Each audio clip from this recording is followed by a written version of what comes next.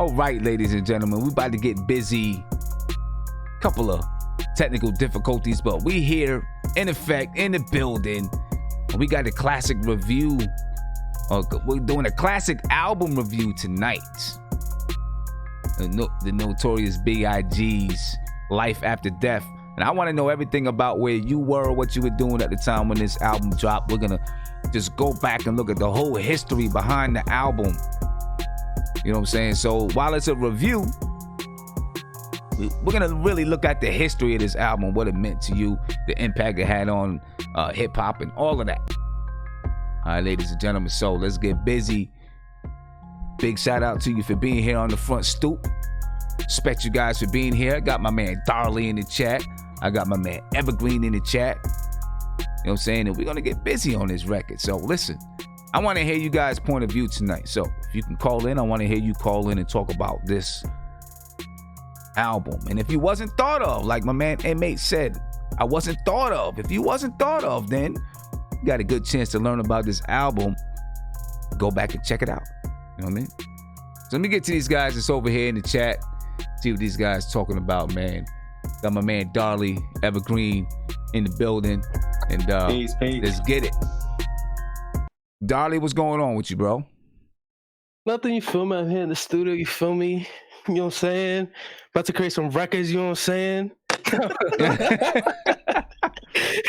See Darley doing it big. Darley got the $25 million studio behind him. You feel me? Tonight. That's that big money, you know what I'm saying? Recorded some big records, you know what I'm feel me? Now I'm here. These cost a couple dollars, you know what I'm saying? Nothing about that. Evergreen, what's going on, man? What's going on, y'all? How y'all feeling? I hope all is good. It's my first front stoop, so I'm happy to be here. I mean, I guess I'm not actually here, but you know how it go. Yeah, no doubt, man. I'm in my studio too. It's only, it's actually legitimately only a couple dollars. So, I'm here. I'm actually was just cooking up a minute ago. So, he Dolly like he already done cooked up. And, you feel me? Got his money back already. Yeah. Don't hit the play, hit the game, brother. I'm trying to get to where you at, kid. You feel me? Yeah. Are you trying to be like me, little bro? You feel me? I'm trying to make it happen, kid. Yeah, man. This should be a good show, man, to escape from all this coronavirus junk that's out here. You know what I'm saying? Yeah, you know what sucks about that too, Sim, is that like I have allergies right now because the weather's been crazy. So like, it's been hot one day. It was like 65 degrees the other day, and then it'd be like 40 degrees. Right. And it's like my allergies all over the place, and like so right now, like I got a stuffy nose, I'm coughing and stuff like that. So like I'm panicking because I'm like, oh, okay, what if I'm mistaking it? But like, right. I don't have most of the symptoms, and like I'm on the train, I'm just going like that, and you just see people like walking away, like running away. I'm like, okay, whatever, cool. Yeah. Thank you for the seat, I guess. Like, nah, that's how they doing it, man. But I feel, but like I can't even be mad at them because it's like I feel you, like. Like what like if I had kids or whatever, I would get them out the way. I'm moving out the way. I'm not gonna risk it, right? Or for the off chance that you don't have it, Yeah, I feel you, man. All right, well, you know what? Let's get away. Let's escape from that right now. You know what I mean? I just want to get away from that, and talk some music, some good music. You know what I mean? Some good music.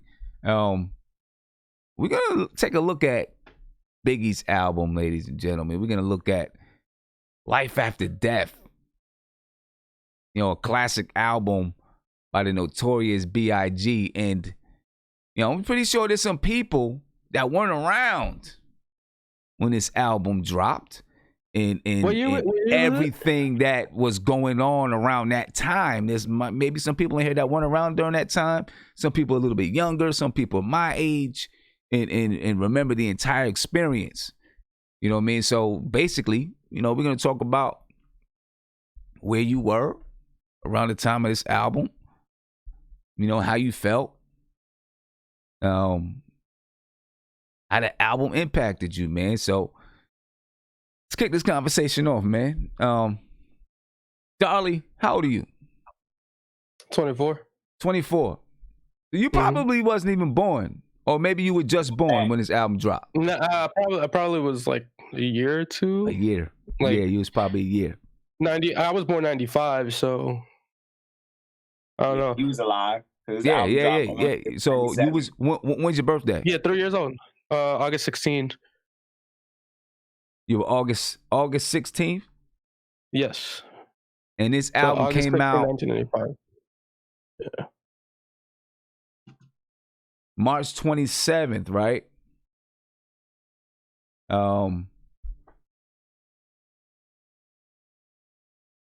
This album came out March 25th, 1997. Yeah, it was March 27th. Huh? Yeah, March 25th, 1997. So you were what, 2 years old? Yep. Like I've heard the album. You know, I'm just a late bloomer to it, and like, you know, I came onto it when I was looking through like history of like hip hop and whatnot. Not really when everyone else was necessarily listening to it. Yeah. Okay. All right. So in order to really understand the impact of the album, man, you got to go back. You got to go all the way back to the East Coast, the whole East Coast, West Coast thing, right? Evergreen. I mean, you got to go back to that time in order to really understand the impact of this album, right?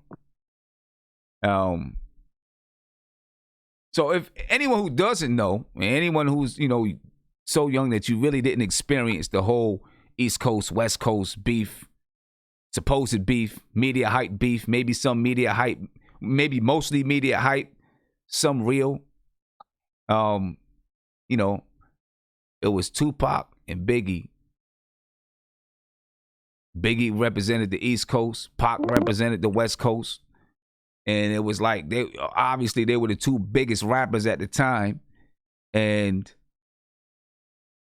they had beef.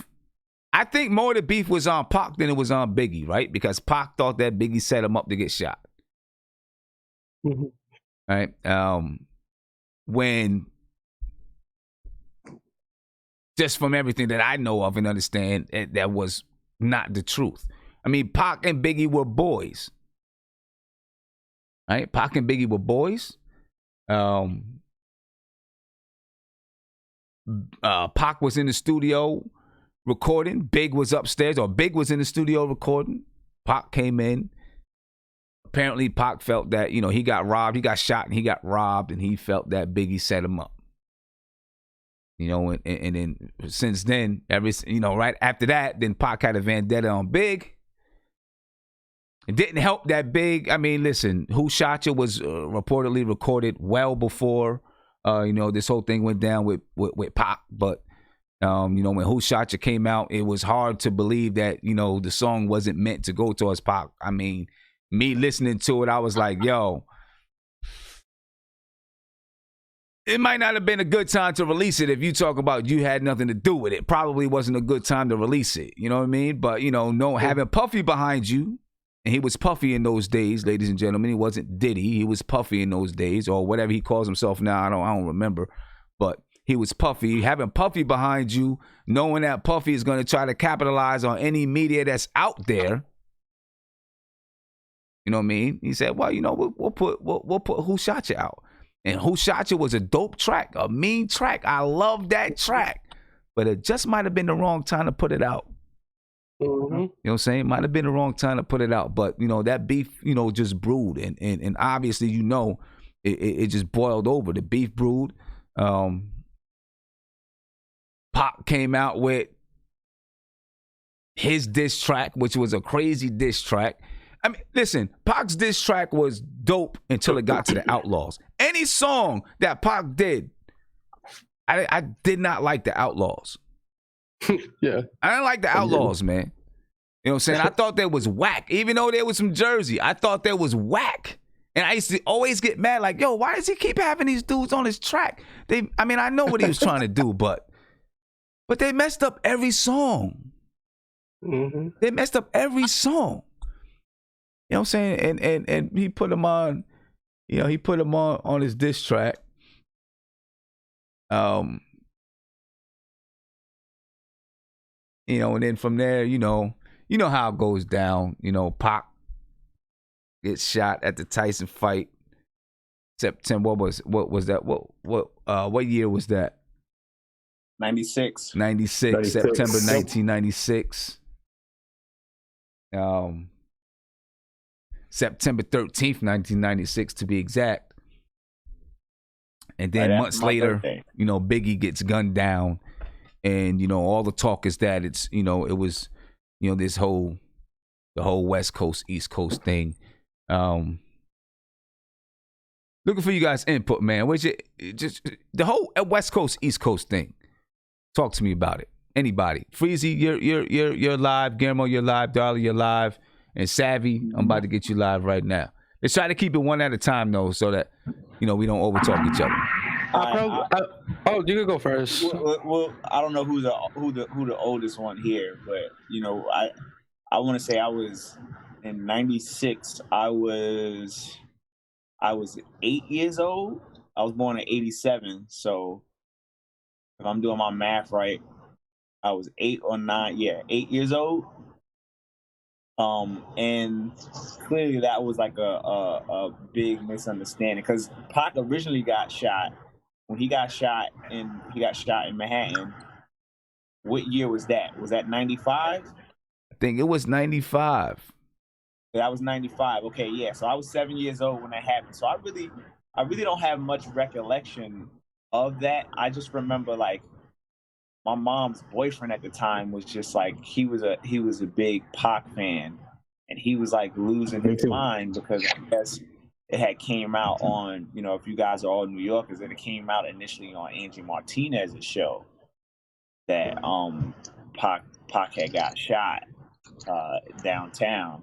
And then, like later on, you see Tupac like giving a finger up in the stretcher. And then I want to say after that, that the Who Shot You record dropped like probably like 2 weeks. 3 weeks later. Yeah, man. It was like 2 weeks, right? And I remember like that. If it wasn't for that record, I don't think that there would have been any type of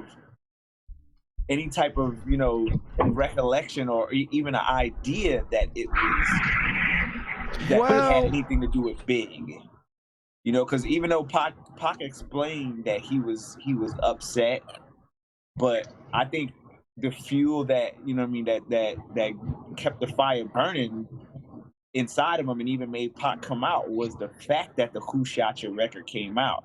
So it could have been, that whole thing could have just been in the very beginning a complete misunderstanding that probably would have been solved between Big and Pac. Like, yo, what happened on this day? If it would have gave Pac more physical time to heal from his gunshot wound. But whoever, just like you said earlier, whoever was like Big's like advisors and back in those days, did you even have that much control over exactly when your record dropped and all that stuff? So like there's so much that came into this, just the very beginning of this so-called East Coast West Coast thing, that just was just like, man, we're legitimately at the brink of a war right now. Like in the streets of New York City, it's the brink of a war. So I just remember being little and having family on the West Coast. My uncle was actually living in Long Beach at the time, and my father was incarcerated. And I remember talking to my uncle, like, hey, man, when's the last time you talked to your father or whatever? And then finally getting a chance to speak to my father, and he was just like, he was confused by the whole thing, too. He was talking to me from jail, like, confused, like, what's going on? And I'm like, dude, I'm 7 years old, bro. Like, I don't know what you're trying to tell me right now. Right. So it's just a matter of, like, in order to really know what's going on, just like Darlie said, like, you really got to go back and pay it, and you got to hear it from, like, 100 different sources. So for all the young people that are getting ready to listen to this view, man, like really make sure in order to form your opinion on how good the album is, you really need to go back and pay attention to everything that was going on with all the different record labels and hear this album from many different perspectives. Yeah, and actually Pac got shot, I think, in 94. And around Pac, here's the thing, like, you were saying that Pac probably would have forgiven Big. I don't know, because around this time, Pac was going through so much, right? He was in court, rape charges. He was going through all, so much.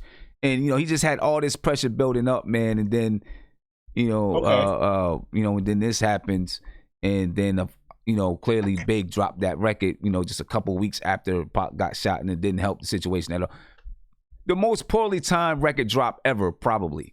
You know what I mean? Go ahead, Guillermo. Yeah, exactly. Hey, Sim, if I may, if I may, 1 second, Guillermo. I can't hear you. I can't hear you, Guillermo. Go ahead, Freezy. It was a weird time, man, because the New York tri-state area owned and birthed hip hop, right? And for all these years, we talking about like through the 80s, all the way through the beginning part of the 90s, you know, hip hop's whole, you know, place was birthed out of New York. Like if it didn't hit New York, it just wasn't gonna hit. And then all of a sudden, you got West Coast cats like NWA come out, you know, Ice Cube come out, and then the Chronic drop, and then Snoop drop. Meanwhile, Tupac coming out, and on the East Coast, you didn't have anybody, you know, to hold the mantle, you know, to hold it down. You know what I'm saying, for the birthright of hip hop. So you got this weird thing where it's like the West Coast owns hip hop, but hip hop is, you know, originally a New York thing. So now it's like you got all this tension, like all these rappers from New York trying to come out to save hip hop. They blatantly came out in these music videos dissing cats on the West Coast, like Third Base dissing Hammer in a video. You know what I'm saying? And MC Hammer was out selling everybody on the East Coast. And I don't care what people say, and they can revise their history all they want, but MC Hammer was killing cats when it came to record sales.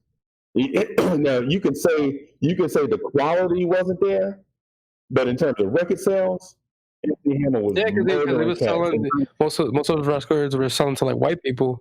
His audiences were mostly predominantly white at that time, weren't it? Nah, no. Hammer. I don't remember that. I don't remember that. I remember traveling the country. And I'm talking about going from New Jersey to North Carolina, South Carolina, Georgia, Florida, all the way out to California.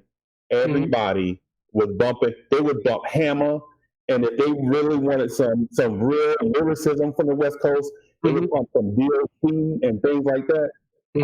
And East Coast cats was having a hard time, you know, holding it down. I mean, cats like me that love the Tribe Called Quest. I mean, I love the Tribe Called Quest, but at the time, even though they sold, they could not touch Dr. Dre. No matter what people tell you. And it's like, and Freezy, like, to back up what you're saying, right? Like, New York, me included, I ain't even front, me too, didn't have respect for other regions. If you wasn't Northeast, Philadelphia, New York, you're like, it didn't have a lot of respect for these other regions that, you know, had a Southern drawl and had a West Coast sound. New York wasn't really having that kind of respect.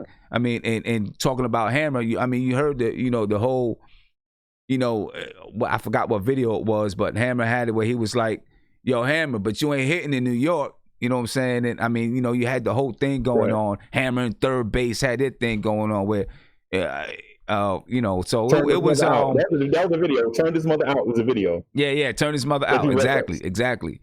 You know, so definitely, I mean, it was always kind of brewing, right? And then with Pac and Big, what's crazy about Pac though is Pac started off, I mean, he was born in the Bronx. Right? Then he moved down to Baltimore, then he moved to the West Coast. You know what I'm saying? When you hear some of his earlier music, it kind of has a mixture feel kind of to it. You know what I mean? I mean, when he did Juice, I mean, Juice was based in Harlem. Right? I mean, Juice is based in Harlem. Feel me? But you know, so they had their beef. Pac's, you know, Pac, September 13th, 1996, Pac, you know, was gunned down in Las Vegas at a Tyson fight. Then a couple months later, Big is gone. You know what I'm saying? And it really was the height of the entire thing, and kind of really broke down everybody. It was like, yo, like two of our heroes is gone over some senseless garbage. You know what I'm saying? Two of our heroes is gone. Me at the time, 97, I'm like 21 years old.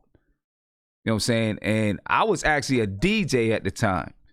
You know what I'm saying? So I'm going to be honest with you. I played no Pac records in the club. Not one. Ever. Ever did I play a Pac record in the club. If you threw Pac on in the club, like people was, people would sit down. They might sit down and bop their head, but they was not trying to rock to a Pac record. You know what I'm saying? So obviously, like Biggie hit it from all fronts. You could play Biggie in the club. You could sit down and just think to some of the stuff that he's, saying. Maybe not as much as Pac as far as thinking about it, but I was playing Biggie in the club. You know what I mean? Obviously, I'm on the East Coast, and I'm in New York, so Biggie was what everyone's listening to, and the whole thing was so. I mean, if you go back and you look up interviews, and you'll see people on the East Coast is riding with Big, people on the West Coast is riding with Pac, and it was a real division. Right. It was a real division, like a super division. You know what I mean? Like if the two sides met in the middle, there would have been a war in the middle of America. You know what I mean? Because it was a real division there. And when Biggie passed, it hurt a lot of people, man. You know what I'm saying? It really hurt a lot of people. And for me, it's different than the way like Pop Smoke just passed away. It was different because Biggie was like Biggie really did represent this whole East Coast thing, and he really represented it. Although he wasn't out there, just dropping diss records on Pac and stuff like that. He really did represent that, you know what I'm saying? So it hurt a lot of people. It was a rough time. I'm saying it was a rough time when Biggie passed, and then of course you have the whole symbolism of between Biggie and Pac, right? Because Pac passes away. And then he drops, and then Machiavelli comes out. Right? The Machiavelli album, and it's like, just make you think about, where Pac's mind was. And of course, that's where all the rumors come out about him still being alive and all of that because of, who Machiavelli was and that, right? Because Pac changed his name to Machiavelli. And then with Biggie, his first album, Ready to Die. And then his second album, he dies, and the album's name, it was already named Life After Death, but the album is called Life After Death.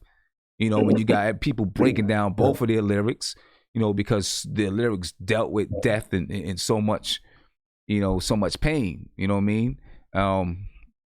It was just a crazy, crazy time. And, New York was hurting when Biggie died. New York was hurting. I think they dropped this album at midnight.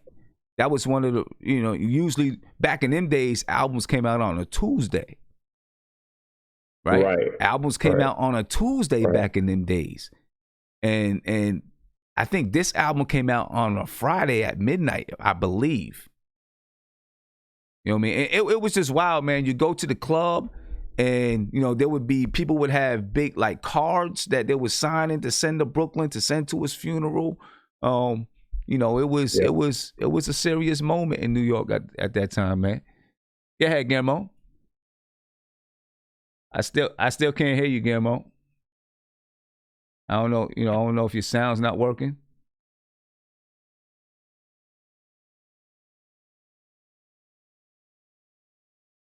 Yeah, so while you say that though, I just want to say one of the things that we kind of liked about Big during that time was it was like not two personas, but when he did his radio and TV interviews, man, you could see how far ahead this cat was intellectually, right? And how you could see his mind expanding into more business and being more of a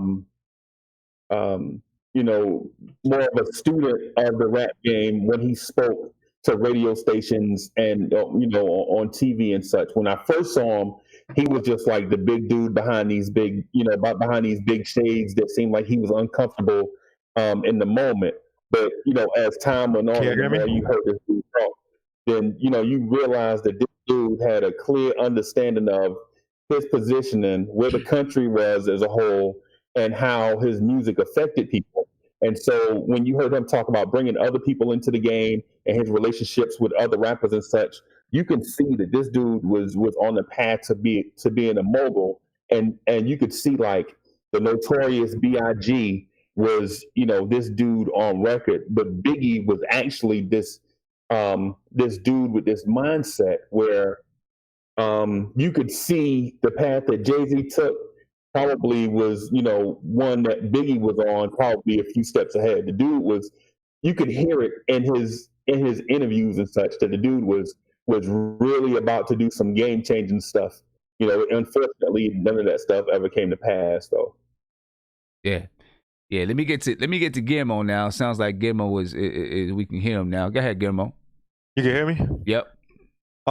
Yeah, just to give some background, because the Tupac Biggie thing, man, it's more angering to me than anything else, because these guys, when you go back to the actual history of what it was, right? Both these guys were friends with each other, but Tupac hung around some really suspect people, right? Haitian Jack and all these straight killers and gangsters. And Biggie was telling this dude, like, yo, bro, like, the guys you hang around ain't kosher. You gotta, you know what I mean? So, and then obviously he has people speaking in his ear, and that whole shooting thing went down. Then it looks like Biggie was a part of it, when, a lot of people, Gene Deal said, like, yo, Biggie was not a part of it. He had nothing to do with it. But then on the flip side, again, Pac, because of, let's be honest, his nature is it can be very volatile, right? One day he's Mahatma Gandhi, next day, he's talking about shooting up guns and, killing people, right? So, again, he allowed that to, let's be honest, he allowed it to get into his psyche. And then once the rape beef happened, that messed him up. The whole rape beef, that's when he went over to Suge, right? Went over to the West Coast and whatnot. And so, people got to realize back then, you got clowns like that girl, Ellie Eilish, whatever her stupid name is, talking about, oh, these rappers, they talk about this and that. It's like, yo, well, yeah, they talk about this and that and don't really bust guns like that, because back then in the day, they were associated with killers, guys like King Tut, who were basically doing multiple lives. So just respect the fact these rappers ain't doing it now. But back then, it's just that these guys associate themselves with a lot of gangsters, East Coast guys. Back then, these guys were running the industry. This is before, it became clean up and then Jimmy Iovine, all these people knew how to control it, whatnot, right? So unfortunately, Pac and Big, instead of these two guys talking to each other, they allow Biggie and Suge to sell it.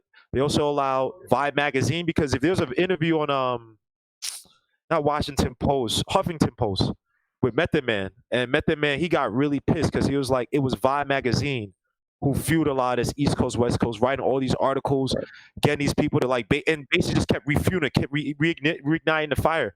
And it's like the same people that were reigniting the fire, when you die, they're the same people talking about how great you are and how much you got to stop the violence. And it was like, people really couldn't get through Pac. Pac was friends with the Boot Camp Clique. He was friends with Black Moon, all these people on the East Coast. They couldn't really get to him. Biggie had his people, but then Biggie was basically, remember, at that time, Biggie was actually broke. That's the only reason why he went over to LA and stuff, because he was broke, because Diddy wasn't paying him. He used to assign people or like write for people without telling Puff, because Puff was taking all his money. So you had literally two desperate people who really didn't have many allies at the time, right? It's like they're both just basically going off of a lot of hype and hearsay and BS, and it obviously ends in two guys killing each other. And I honestly, to tell you the truth, there are a lot more people involved. I'm not talking about in terms of direct murders, but I'm just talking about the people who fueled and ignited. Then, it's not like Tupac and Biggie both, they both shot at each other. It's not like the OK Corral type of stuff. Is that a lot of factors got into play, and because of desperation, because of hearsay, because of people's stupid nature, they're never able to really sell it. So it's unfortunate, but for the people that think that when they listen to clowns like Ellie Eilish, some hipster chick who just whispers on songs and she wins a Grammy, when these clowns talk about, oh, that rappers should do this, I look back and say, thank God they ain't doing it, because back then with the East Coast, West Coast beef, yeah, people remember the whole, Snoop Dogg talked about it when Snoop Dogg came to the East Coast. I think he came to see Nas. Nas had like 100 people with him, all with guns ready to go down. That's when you gain respect for Nas. Remember when they came with the LA video, then they came out the New York video with Noriega and stuff. All these guys are ready, and Mobb Deep. All these guys are ready because they, Mobb Deep had E-Money bags. All these people, they had all these gangsters ready to kill, and a lot of these gangsters were on payroll. So you had people just, we're ready to kill, and we don't really care about this stuff. We just take one side, and you guys gonna pay us. So let's just be happy that the gangsters ain't in the industry anymore. It's unfortunate what happened to these two guys, but I blame a lot of on them. I blame a lot of other factors, man. Because Tupac, to me, as much as I like him, I just hate the image that he was a squeaky clean good guy.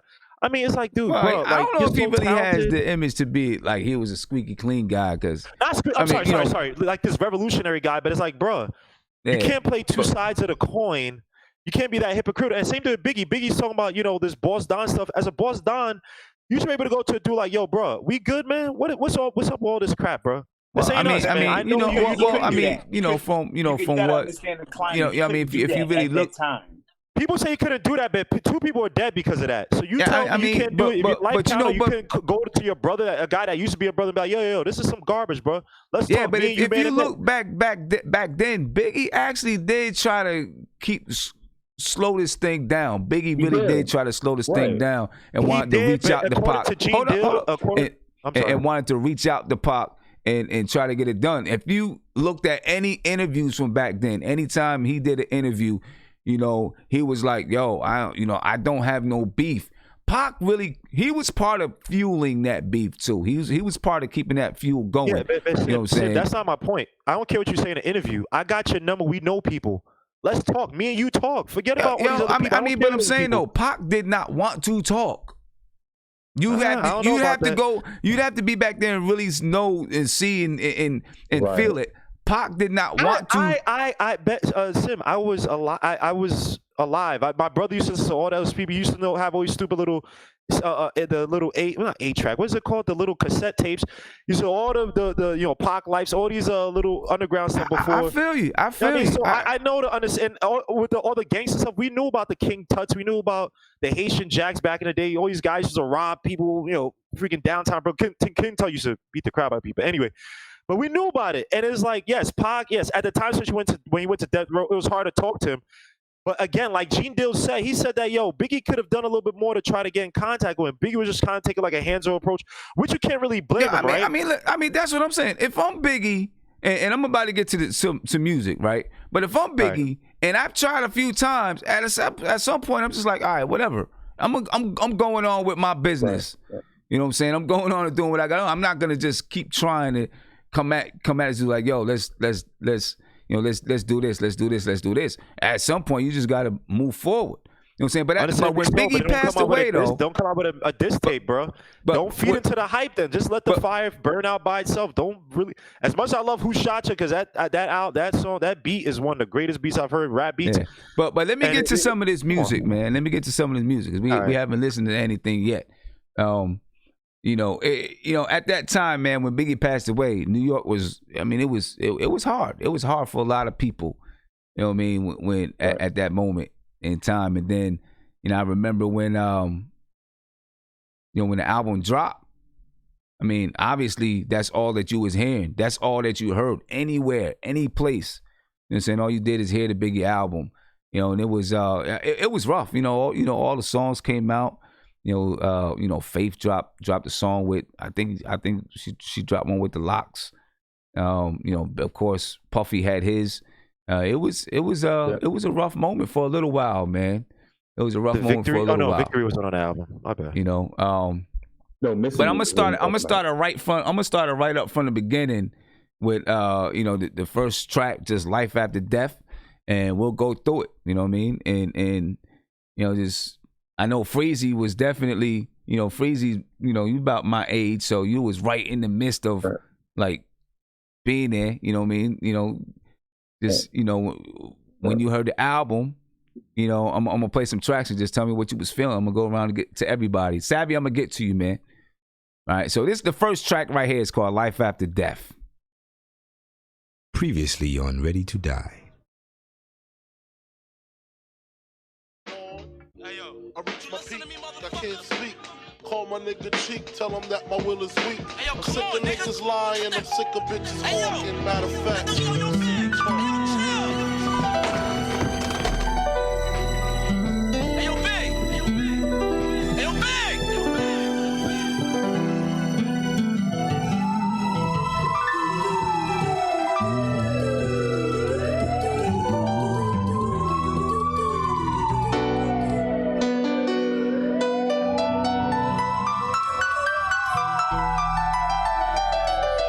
One thing I say, man, Puff knows how to put music together, especially behind Big. He knew how to put it together. That's a fact. Damn. We were supposed to rule the world, baby. We was unstoppable.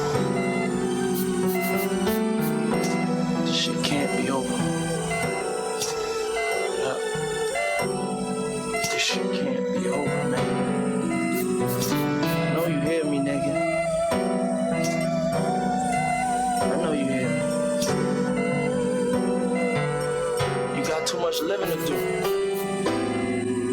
Too much unfinished business. It ain't over.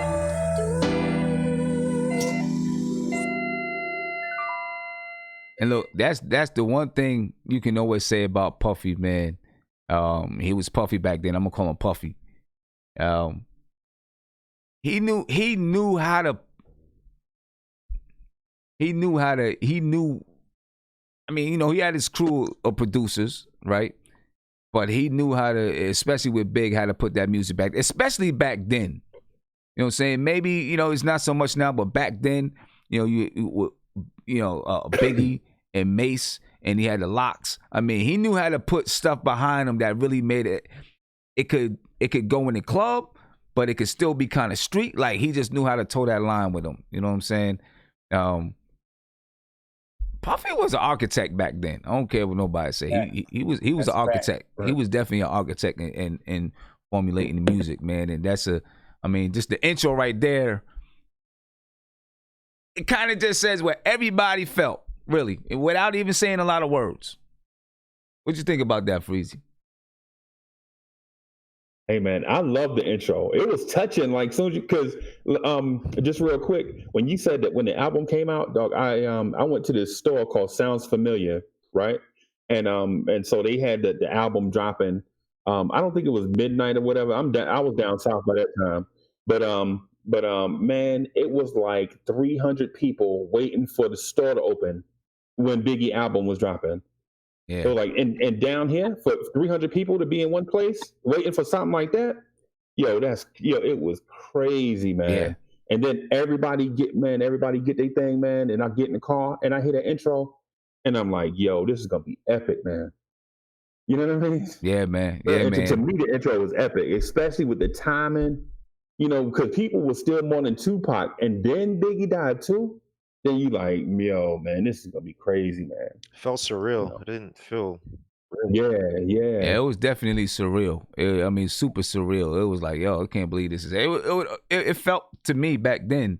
It was like how it felt with Kobe now. Kobe was on a different scale because so many other people knew Kobe than Biggie. But for me and the people that I was around, the way it happened with Biggie felt the same way the way it was with Kobe. You know what I mean? Right. Yeah. So the next track, and I'm not gonna play the entire track. I played the entire track of the intro because it was short.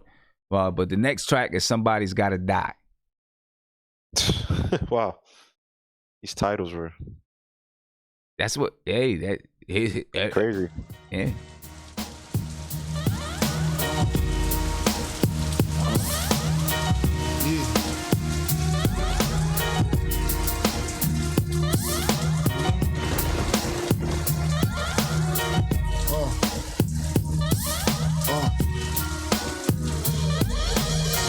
In the crib dreaming about Learjets and coops, the way Salt shoots and how to sell records like Snoop.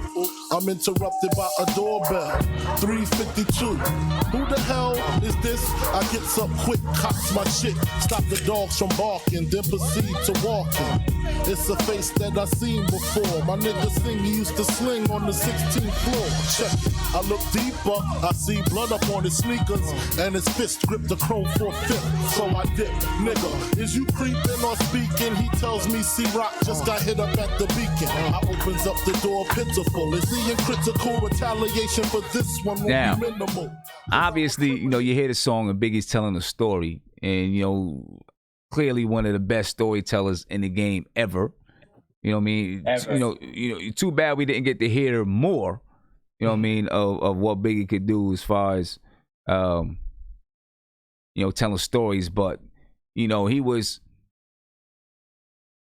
Biggie was so talented with the storytelling. He could tell a story almost like Slick Rick could with children's story. He could tell a story and still make a hit in the club. You know what I mean? Right. You know, if he wanted to. Right. You know that was big.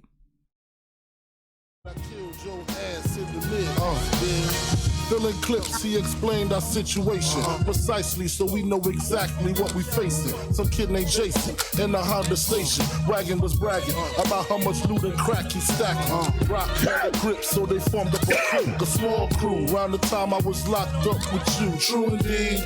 But yo nigga, let me proceed. Don't fill them clips too high, give them bullets room to breathe. Damn, what was I? Yeah, went out of town, blew the fuck up. D-Rock went home and Jay got stuck the fuck up. Hit him twice, caught him right for the Persian white. Pistol whipped his kids and taped up his wife. He figured Rock set him up, no question. Wet him up, no less than 50 shots in his direction. How many shots, man, nigga? I see mad holes. What kind of gas? Hitchling cops and calico. But fuck that, I know where all them niggas rest at. In the building hustling, and they don't be strapped. All right, so we didn't even get to the hook yet. This is how so different music could be when you have an artist, right? We've been through 2 minutes and 43 seconds. Maybe the hook, maybe I skipped over the hook. I don't know. But the hook is, somebody's got to die. If I go, you got to go. Somebody's got to die. Go. So let the gunshots blow. Right? That's the hook of the song. So we didn't even get to the hook of the song. But if that dropped today, well, we'll talk about that at the end. All right. Anybody want to say anything else about this song, though? Yeah, it's a tough song, man. It's very, very enthralling. Like you said, he's one of the great storytellers. Perfect voice, perfect beat. Everything is just, yeah. And you know what? It's like I said, I didn't grow up in that era, but like I am a student of the game, so I go back and I, look at history, and like I've heard this album before, and the one thing I could tell you about Big is that like, people always talk about his lyricism. To me, the thing that always amazed me about him was his storytelling. Like, there was rappers that would tell a story, but like when he did it, you felt like you were really there. Like it was always so vivid. I don't know, man. He was out of this world. I think also one last thing though, and one thing I appreciate about these guys, man, is like back then, the whole mafioso thing is like they took from like the art that was before them, right? So his thing was King of New York, Christopher Walken. Nas Escobar was the guy from Casino, Pacino from Casino. Mm-hmm. So it was De Niro, excuse me, from Casino, and it was so cool to see like these guys kind of take, Wu-Tang was, all, Shaolin, all that stuff.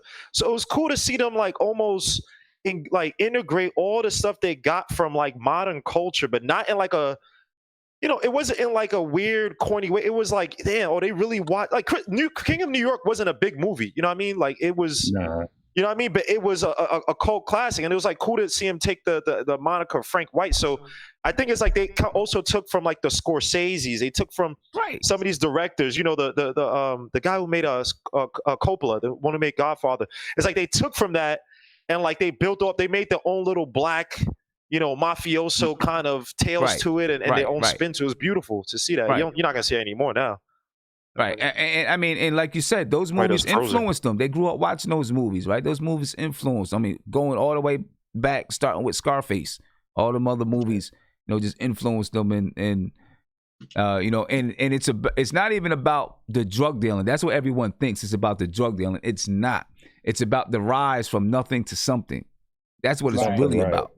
It's about the rise from nothing to something and creating your own destiny. Mm-hmm. That's another topic for a whole nother show, but that's really what it's about. You know what I mean? The next track, Hypnotize. I want to know what you guys felt when it first came out. All right, this is Hypnotize. Obviously, everybody knows it.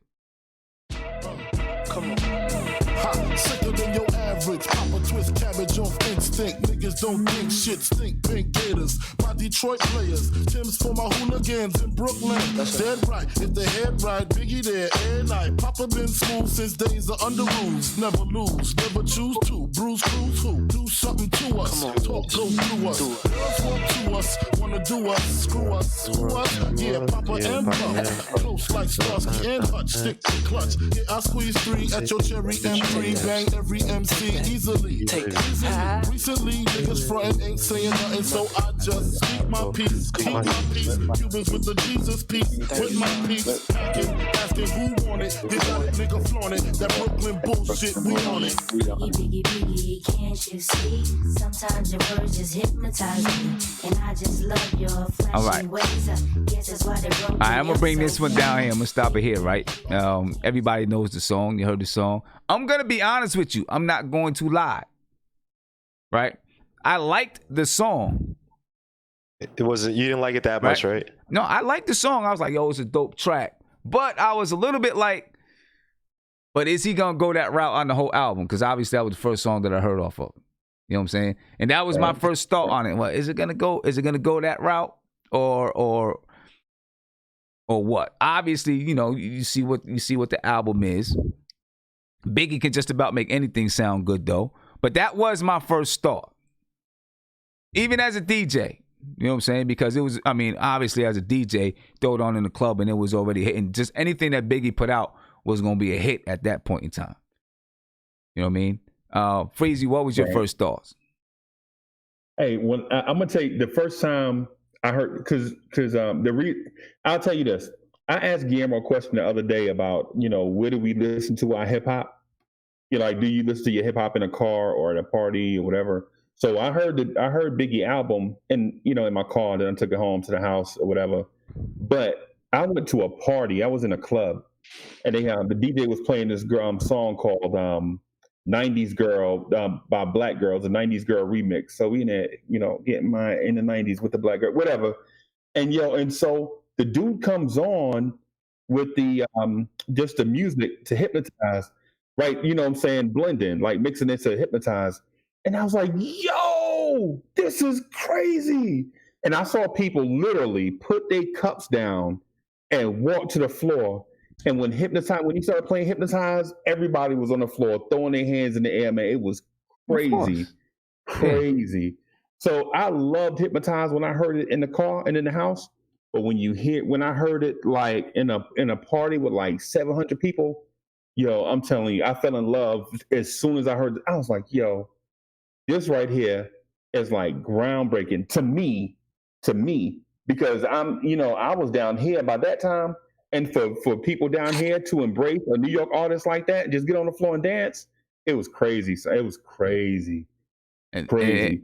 I mean, you know what hurt me? You know what? Not about this song. You know what hurt me though? Is Nas tried to copy this song a little bit.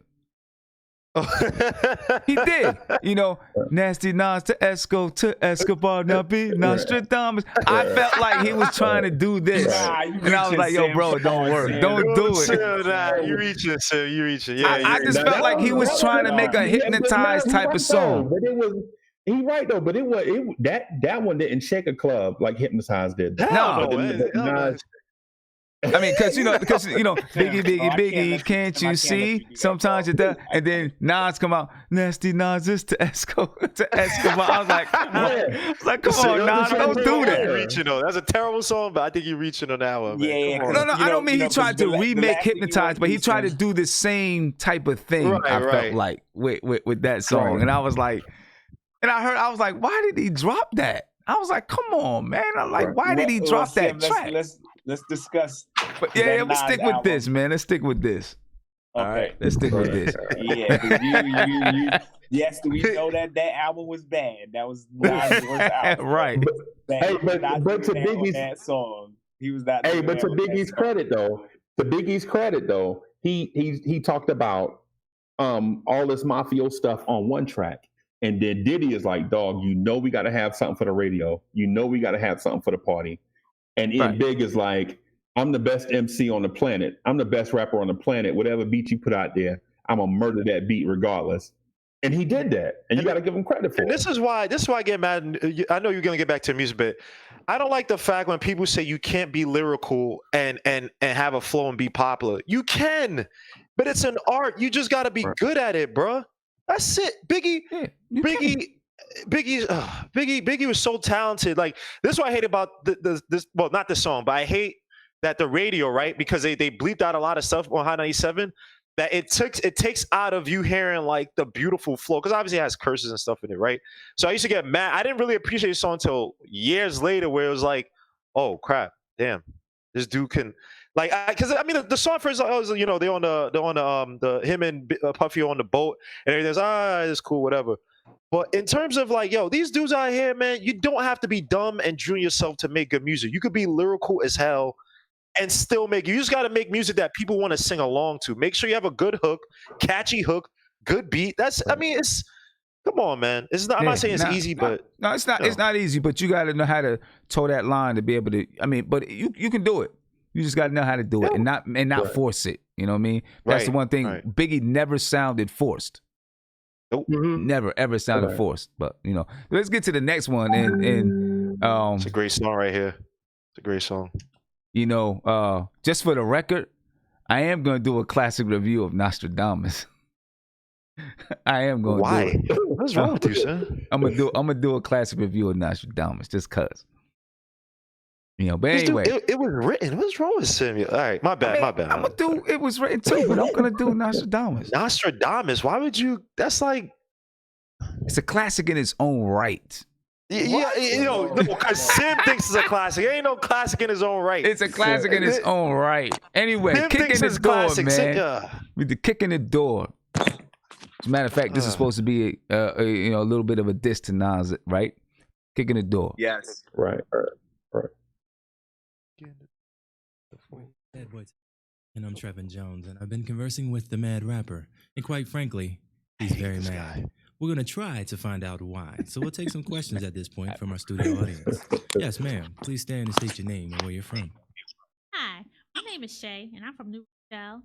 And I just New Rochelle is under lockdown right now. What are you so mad about? You want to know why? First of all, you can't be asking me no question. You know what I'm saying? Who the fuck is you? You know what I'm saying? You can't be asking me no question. I'm going to tell you why I'm mad. You know what I'm saying? I'm going to tell you why I'm mad. These niggas is making $500,000 videos. You know what I'm saying? They driving around in hot cars. You know what I'm saying? They got bitches. They got all that shit. You know what I'm saying? I'm still living with my moms. You know what I'm saying? That's my word. You know what I'm saying? I'm making records. I ain't made no money yet.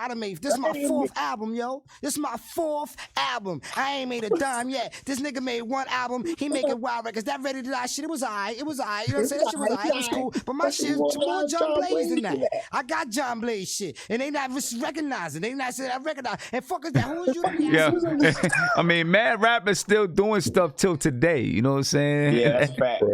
Right. He actually got a few albums out. D-Dot. This goes out to you. This goes out to you. And you, and you, and you. This goes out to you. This goes out to you. This goes out to you, and you. Your reign on the top was short like leprechauns as I crush so-called willies, thugs, and rapadons. Get in that ass quick fast like Ramadan. It's that rap phenomenon. Don Dada, fuck Papa. Gotta call me Francis MH. White intake like toast, so iron. Was told in shootout, stay low and keep firing. Keep extra clips for extra shit. Who's next to flip on that cat with that grip on rap? The most shady, Frankie baby. Ain't no telling where I may be. May see me in DC at Howard Homecoming with my man Capone gumming fucking something. You should know my stilo. Went from 10 G's for blow to 30 G's a show to orgies with O's I never seen before. So, Jesus, get off the Notorious. Mean us before I squeeze and bust. If the beef between us, we can settle it with the chrome and metal shit. I make it hot like a kettle get. You're delicate, you better get who sent you. You still pedal shit. I got more rides, the great adventure. Biggie, how are you gonna do it? Do it. Kick in the door, waving the 4-4. All you heard was Papa, don't hit me no more. Kick in the door, waving the 4-4. All you heard was Papa, don't hit me no more. Bro, that's basically, I mean, as perfect as a song you're gonna get. Yo. You know what I mean? I mean, you know how much. Yeah.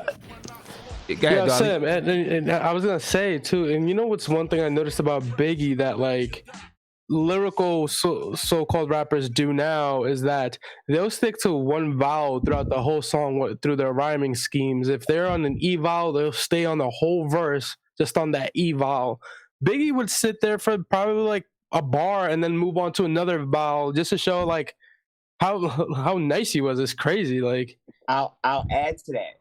So if you really study what he did in a lot of bars, a lot of times he would introduce he would introduce the next vowel on the off bar. So if you're looking at most rappers, they rap and they structure their beats. What's a one and they break it up those with the flow. Mm-hmm. He would like introduce the next vowel in like the third bar, and then that word wouldn't start rhyming until the sixth bar. You know what I mean? So he would like offset them, and it's almost like when you break his stuff down, it's like he did it purposely that way. Like it's almost like he wrote his stuff down in the grid, and then like I don't know, it's hard to explain, but like no, I get you. You know, a lot of rappers. This is what I miss about the East Coast, because a lot of rappers, they would have that cadence where they would start the rhyme, like they would continue to rhyme like kind of off the offbeat. So it's almost as like, not as if they rapped off beat, but it was almost like they got off the roller coaster ride, like they jumped up and then they caught themselves back on the roller coaster as it was still going. If that makes any sense. Like he would do this, Nas would do this, Noriega would do this, Andre, AZ would do this. Like, and that's why it was so beautiful, because it was just like they challenged themselves to the beat. Obviously, it was a hot beat, and the sample that was in the song was "I Put a Spell on You," sped up. It's like guys like Biggie, like this song, man. Like when it would come on Hot 97, when Funkmaster Flex, you go back and play the old stuff when he wasn't playing, rewinding it 30,000 times, you could actually hear the damn song. It was like this song to me, this one. Keep going, because this is not even my favorite song on the album, but this song is just yeah. And that style that y'all talking about, it's originally a Kumo D style. He did that on his Go See the Doctor, the album. That Go See the Doctor is on. Kumo D started introducing that then, because what happened is back in the day, so many rappers was sounding alike that Kumo D did the double time or halftime beats. You know what I'm saying? Like, so it'll sound fast. And he also did that exactly what y'all just mentioned. Like he would take that word, introduce it, bring it back, and then, you know what I'm saying, go back into it. But that's just, not saying that Biggie bit from Kumo D, because Biggie took that Kumo D started doing and took it to a whole new level. I mean, a whole new level. Well, I mean, every artist takes something from somebody. And, I bet you Biggie probably has no problem giving respects to Kumo D in that regard. Right. Only person he didn't give respect to was 40, but that's a different story for another day. Right. Yeah, so I ain't saying Big Daddy Kane too. Like the first time I heard Big Daddy Kane, I was like, when the way that he was rapping, like to me, it was like this sounds like ahead of its time almost. And then a lot of other rappers started implementing it into other beats too, like the way that he was rhyming. Yeah. So all right, let's get to the next joint with the Notorious R. Kelly. I mean, I ain't gonna. It's a great song, Sim. Let's not go there. It's a great song. I mean, I'm just saying. Like R. Kelly had some super duper jams back in the day. I don't care what nobody says, bro. Yes. You understand that he wrote "You Are Not Alone." So like, I love that song, and it just makes it so hard to listen to now. But it's like I got to. Oh gosh, that's a disturbing song, man. Now I just think about it, man. It wasn't disturbing before because you. It wasn't, man. I'm just thinking about it now. Oh, yeah. Oh Lord. Oh. I love this. Come on.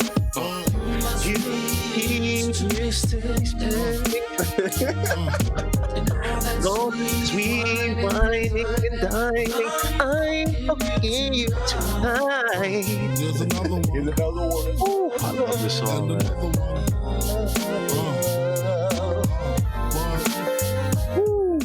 Some say the X make the sex spectacular. From your neck to your back, then you're shivering, tongue delivering, chills up that spine, that ass. Skip the wine in the candlelight, no crystal tonight. It's alright with you, we fucking. That's cool. That's cool. Finger fucking in the park, pissy off Bacardi Dark. Remember when I used to play between your legs? You begged for me to stop because you know where it would head straight to your mother's bed. The Marriott, we'd be lucky if we found the spot next to your sister. Damn, I really missed her. The way she used to rub my back. Way she used to giggle when your ass would wiggle. Now I know you used to sweets at the Parker Meridian, trips to the Caribbean, but tonight no ends. You must be used to this. You must be. Yo, why is my man May 4th? Why is he dissing Biggie, bro? What's going on, May 4th? So I'm gonna tell you, see, to me, right, on this track, this is where Biggie really showed his versatility, man. How many people can go from kicking the door on one track and then to this track and then to this song on the next track, and it sounds like it's supposed to be exactly like perfectly normal, perfectly natural. Nobody could do that. No, I don't think so. Girl, you look fine. Like a wine-faced Rolex, you just shine. I like that waistline. Let me hit that from behind. Which wall you wanna climb? My style genuine. Girl, I love you all time. I got you pinned up with your fucking limbs up. All because you like the way my Benz was rimmed up. Bitch, keep your chin up. Please watch me do the nasty. Like it when you make it move fast, mommy. I like it when you throw it on me. No love making, strictly back breaking. Seasonal, all his hoes go to my door. Yeah, that's Biggie, man. It's called, for you young guys out there, close your ears. It's called "Fuck You Tonight," featuring R. Kelly. Yeah. You guys are if you're under 18 years old, mute that part out. Y'all gonna run it. Y'all gonna find out anyway. Grow up. I'm sorry, but that hook is one of the craziest hooks of all time. How would y'all rate that? On a 1 to 10. On a 1 to 10, how would y'all rate that? I think that's a 10 song. That's a 10, bro. That hook is too hard, bro. When that used to come on Hot 97, I don't know if there's like an extent. I don't know if they used to let that song play. Like, I remember in the morning. It's a long song. In the morning, they would let that song play. I mean, obviously, they didn't have the, is it Christian? The song is almost 6 minutes long. I love you. They would let that song play. Yo, I'm sorry. Say what y'all want about R. Kelly. I know he's messing whatever. On the hooks, look, that song, and of course, a very underrated song, Nas's Street Dreams remix. Oh, R. Kelly, when he sings those hooks, bro, like, I'm sorry, it makes me like not want to cry, but it's like, you feel it, like, damn, this dude is so damn talented. So that's one of my favorite songs, man. Like, you didn't even play his R. Kelly's part where I'm not trying to get the video taken back. I just wish you could just let's stop the bullshit. Hey, come on, man! Come on, do that solo right now, Guillermo. It's your time to shine. Go ahead. Hit us with a solo. Do your best R. Kelly impersonation, baby. Look at my studio. I'm chilling. I just love that song, man. He's singing because you know what it is too. You know what it is too. I gotta give to R. Kelly, bro. And about some of the R&B back then, it wasn't girlish. Like it wasn't, hey, baby. It was like it's a grown man singing to you, like, yo, I want to have sex. But it didn't sound like hokey. It sounded like an alpha male telling you, yo, I want you. Stop all this bullshit. I want you. Well, I mean, I'm fucking you tonight. That's not a proper verse, but you felt it was like Teddy Pendergrass uncut. That's how it felt like, man. Like I just and because it came from the hip hop world, like receptive to the females, it's like, oh, now I can listen to this, right? And, like, special, because let's be honest, like if during these days it was like Salt and Pepper, MC Light, or nothing. You know what I'm saying? Like the females didn't really have representation. So when they hear songs like this, that's about them, right? Other than if it wasn't LL Cool J that's talking about them, what else did females have to listen to? So when this song was playing on the radio, like females could actually vibe to it because ain't nobody talking about getting slapped up and running from cops and shooting that stuff, right? So the females got big representation. And I remember, I was 7 years old, like, and my cousin, I want to say he was 17, and I used to always be over the house, and he's playing this record. You're 7 years old singing this joint. I knew the record by heart. So one day, again, this is why I'm like, yo, let's tell it like this. One day I get back to the house, and the song is in my head, and my mother's at work, and I'm playing. I got the CD, and I'm playing it loud. And the song, we'll play the next song. Obviously, you play the next song too. But I was still singing it in the transition. You know how CDs had that little gap before the next song or whatever. So I was like, and I'm fucking you tonight. And my mom's walked in the room, and I like look back at her. Pull out that who you fucking tonight? I was like, oh, she was like, you need to. She just looked at me and like shook her head or whatever. So needless to say, it's like I get the belt for you, mom. No, I got you. I was in trouble. And Sim, this would have been a better comparison. The record, you know what I mean? Like I had no clue. Like I'm 7 years old. Like I don't know what he's talking about. Like you know what I mean? The way she used to rub my back when I hit that. What are you talking about? I'm 7, bro. Like I just like this shit because it sounds smooth. Right. You know what I mean? So what was you about to say, Guillermo? The person who was trying to copy Big off of this vibe was Jay-Z when he tried to come out with Best of Both Worlds. Yeah, that's a fact. Even though I love Best of Both Worlds, the first song was so hard. Well, but he tried to copy. That was a better comparison versus the Nas thing talking about what'd you say, Uchiwali? Which one did you say? I didn't say Uchiwali. I said Nas. I said the Nostradamus song. He was trying to do a Biggie on that joint. But Jay-Z, when he came out with Best of Both Worlds, what he did is this. He heard this song with Biggie and R. Kelly. He heard Street Dreams. He heard the joint that Nas did with R. Kelly on R. Kelly's album, right? And he was like, okay, watch this. I'm just gonna steal that whole style and do a Best of Both Worlds. Mm-hmm. That's what he did. You know what I'm saying? You know, I mean, that's a typical Jay-Z move, but you know. All right, the next joint, Last Day, featuring the Lox. And this was, this was when the Lox was on Bad Boy, of course. Ball head.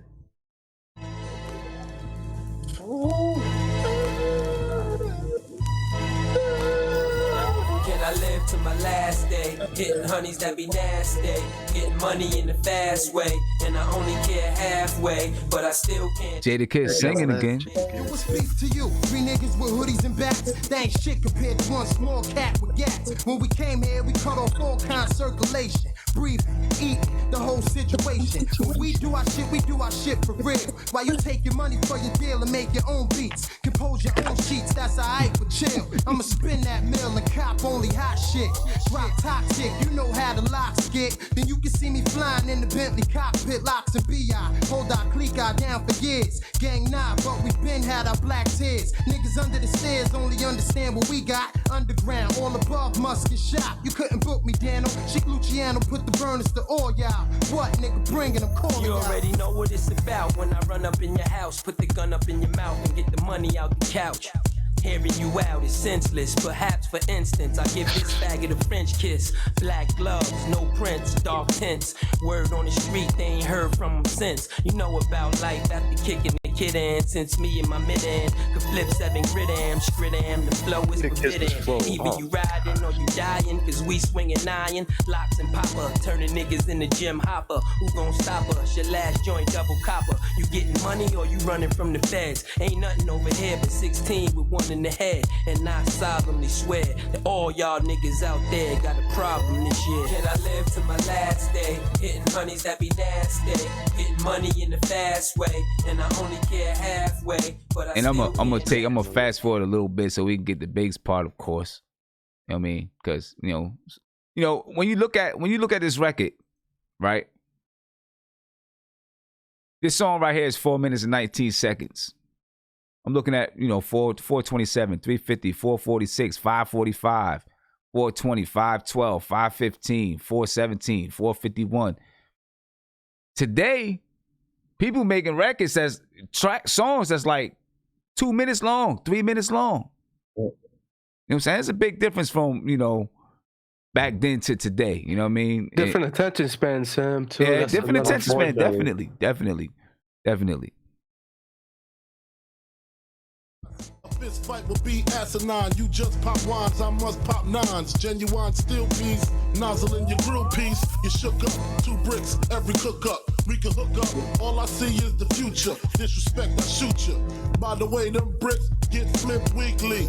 Sold by soldiers that mix weed with the league.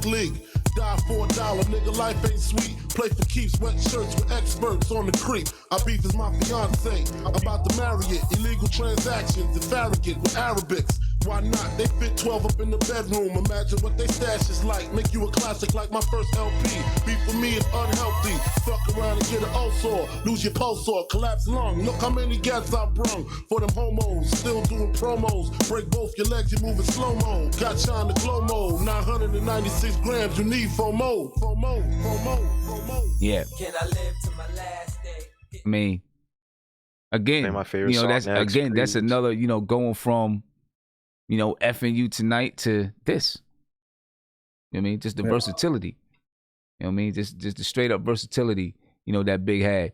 The next song is my favorite song right here. Play it. This is Play your favorite song?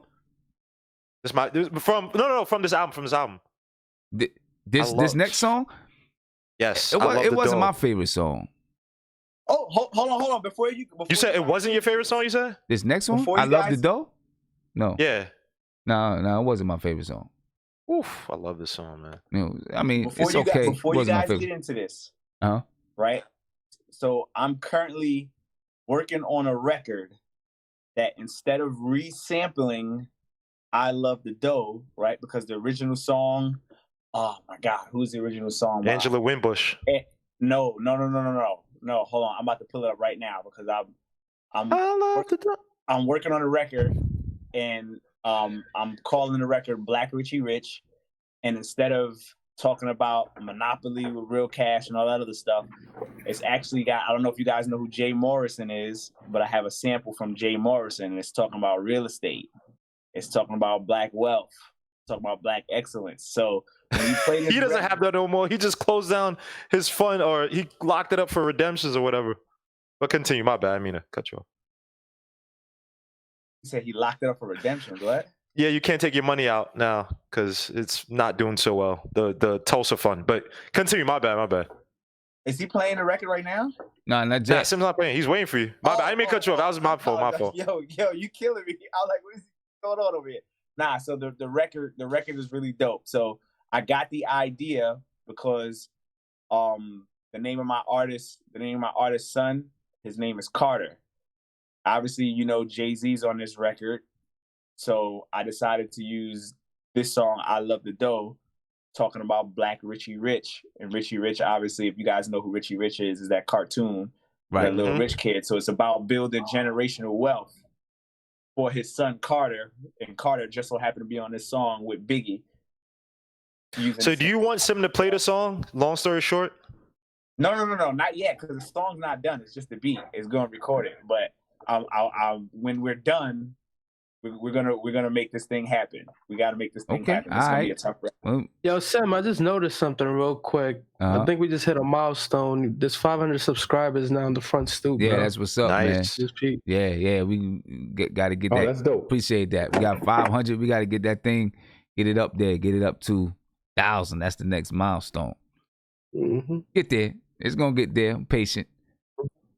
Gonna get there. So this is I Love the Dough. I mean, it's all right. It wasn't my favorite. Best song. What's wrong with Sim? You know what? Sim likes these like introspective hoodie, with the big headphones. Now how is it that because I don't like a song that he likes, it's got to be something wrong with that.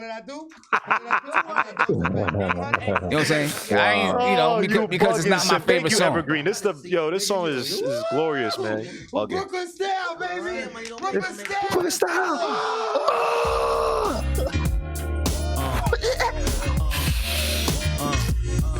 I mean, this beat is I realize this. Even I gotta say Jay-Z.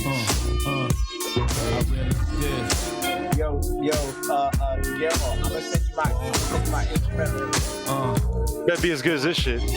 I'm a tough critic, man. We push the high speeds, feel fast through the city, play Monopoly with real cash. Me and Biggie and the models be shaking Nate's Diddy ass and Parada be something you cats got to see. And the watches be all types of shapes and stones. Being broke is childish, and I'm quite to me, it's just alright. With the ice on, me and Pies on. Scope the spot out, see something nice, and I'm gone. You cats at home screaming the fight on. I'm in the 1500 seats watching tights on. Same night, same fight.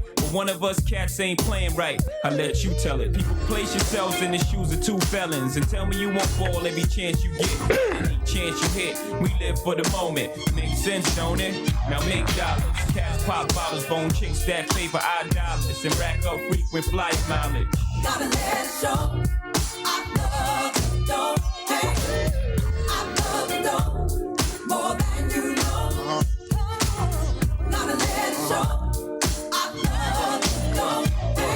I'm popping magnums while jigging bag something. Watch platinum, got jet lag from flights back and forth. Pop corks are the best grapes, make the best CDs and the best tapes. Don't forget the vinyl. Take girls, break spinals. Biggie B, Richie like Lionel. Shit, you seen the Jesus, dip the H classes, ice project off lights, shit flashes, blind and broke asses. Even got rocks in the beard and mustaches, rock top fashions. Ain't shit changed except the number after the dot on the range. Way niggas look at me now, kinda strange. I hate y'all too, rather be in Caribbean sands with Rachel. It's unreal. Out the blue, Frank White got sex appeal.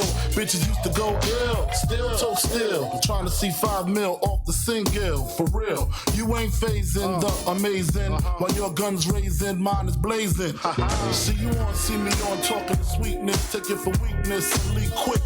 Rocker, fella, bad boy, collabo, MCs with mad dojo.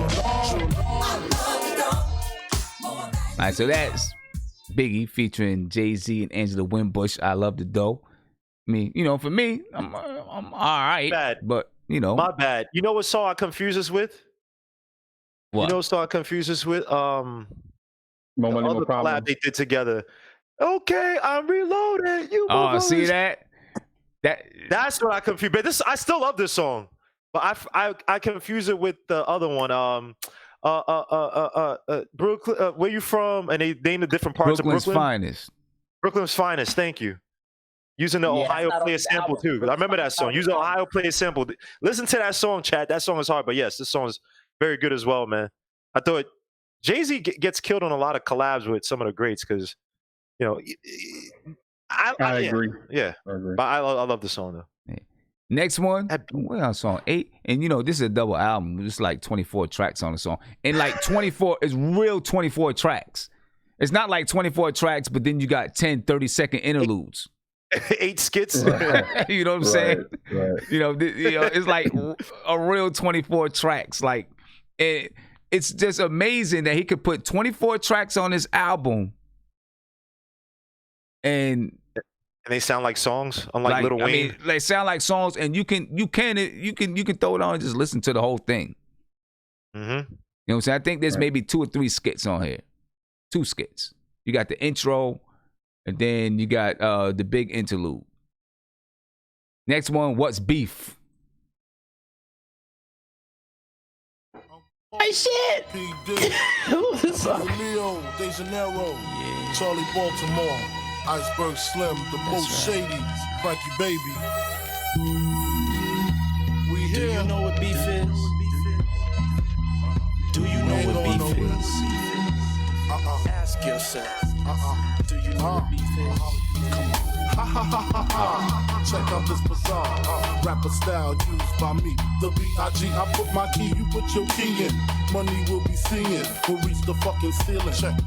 Check it. My calico been cop. This rap Alfred Hitchcock drop top notch. Player hating gon' stop. This instant. Rappers too persistent. Quick to spit. Biggie name on shit. Make my name taste like ass when you speak it. See me in the street, your jewelry, you can keep it. That be our little secret. See me. B that is, I that is, G Wiz. Motherfucker still in my biz. I hope they know my nigga gotta fucking kidnap kids.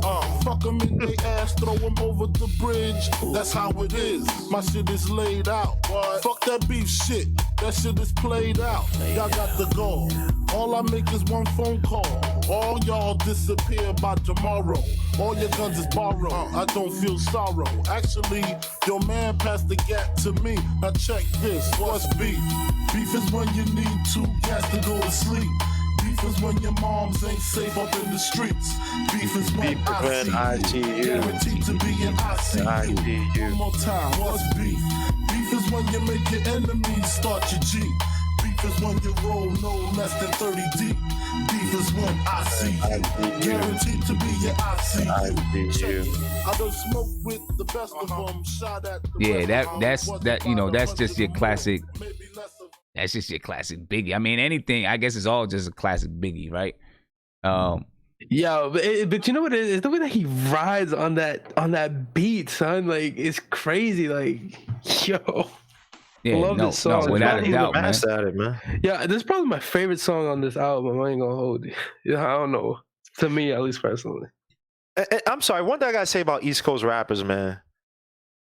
Say what you want, man, but back then, I'm sorry, we were the best at riding some of these beats, man. Because I like rappers from all over, but some rappers, their style from other places is that they kind of rap off beats of some of these beats, and you just kind of relate to what they're saying per se. But I'm sorry, East Coast rappers for the most part, man, the top ones, man, they knew how to ride beats, man. Like, yeah, no doubt. Let me get to this phone call real quick. Caller, you on live with Nothing But Nicks. What's poppin'? Yo, Worldwide West, Sim was good. I'm good, brother. How you feeling? I'm good. I'm feeling marvelous tonight, man. Sorry I didn't get to call in for the Knicks show, but I heard y'all was reviewing a Biggie album, so I'm like, you know what? I'm gonna stay tuned for that, man. Yeah, man. Because I'm probably one of the few cats. Well, I wouldn't want to say one of the few, but I bump this album. I go through my spurts where, like, every couple of months, usually when I'm in a somewhat of a dark place, I get into this album. You know what I mean? Especially that track, Was Beef. Because a lot of these young boys, man, they don't really know what real beef is. What real beef is. You know what I mean? So, like, this album was crazy, man. Biggie was a lyricist. He was unbelievable. And the funny thing is, I was a Pac head. I didn't rock with Biggie when I was young.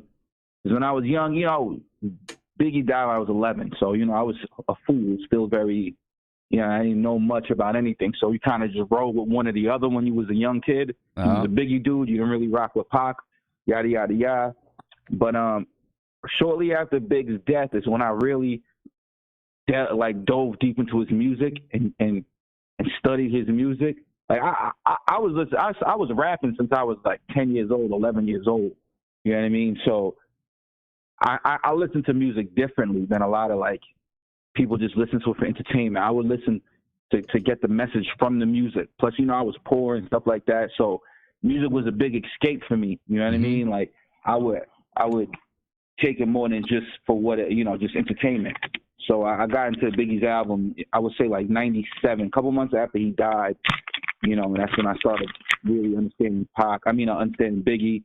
And then it was the whole Jay-Z wave after that, but initially I was a Pac dude.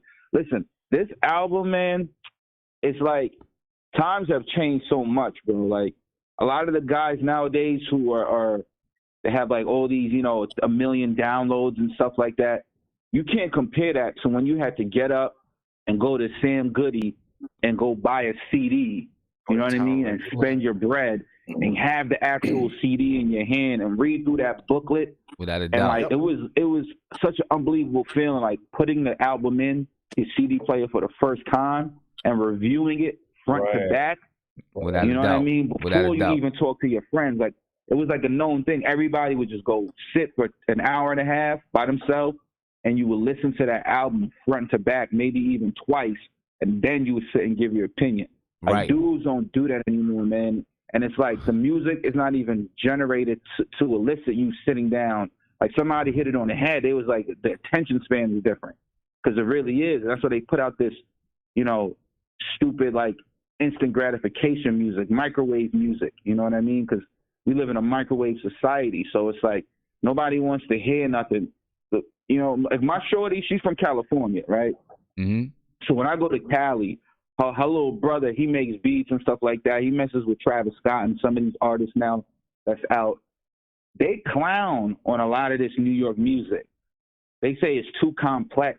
You know what I mean? Right. And it's just like the days where you used to learn lessons. Like there's a lot of like people in this world, like people like you, people like me, people in their 30s, 40s, who got principles and ways that they move based off of rap music, because it wasn't just putting foolishness out. They was putting out ways to move militantly within your own community. You know what I mean? Or, you know what I mean, in your household or your neighborhood that you were from, like how you should think, you know what I mean? I'm not saying like just listen to rap and form your opinions on life, because that would be foolish. But a lot of times where, like, all right, music speaks to the soul, right? So that's why, like, a lot of times where if you wanna control a person, you could put a message in music because it'll speak to their subconscious. Mm-hmm. And in those days when they was putting out that particular brand of music that had, you know, strong messages in it of manhood and just real stuff, real shit. We can curse on the show. Like, I feel like that raised an entire generation of strong-minded black men, dudes who was not willing to like just fold and like bend and like. But nowadays you got a lot of these weak-minded dudes, you know what I mean? Because the music that they came up listening to and that they're listening to now is speaking foolishness into their subconscious, into their mind. You know what I mean? So it's like, I know I'm going deep, but I just feel like, you know, Biggie, Pac, the Lost Boys, you know what I mean? That whole era back then, Snoop, you know, Dre, it was different times. It was man. You never really will get that real form of music back because society as a whole has changed. So that type of music is not even going to be embraced. Like, they don't want to hear the realness of the street. They want to hear like something that you could dance to and you could wiggle to. Right. You could just, you know, senseless to. Yeah, man.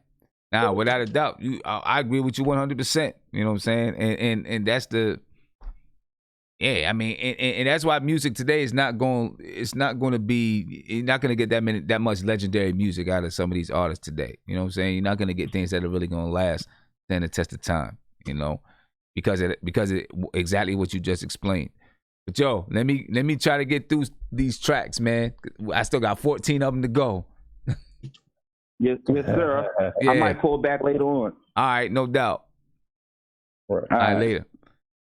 Yeah, so I'm gonna start just getting moving through these joints because we still got a lot of them. So the next one, you all know it, More Money, More Problems. You know what I'm saying? Featuring Puffy and Mace.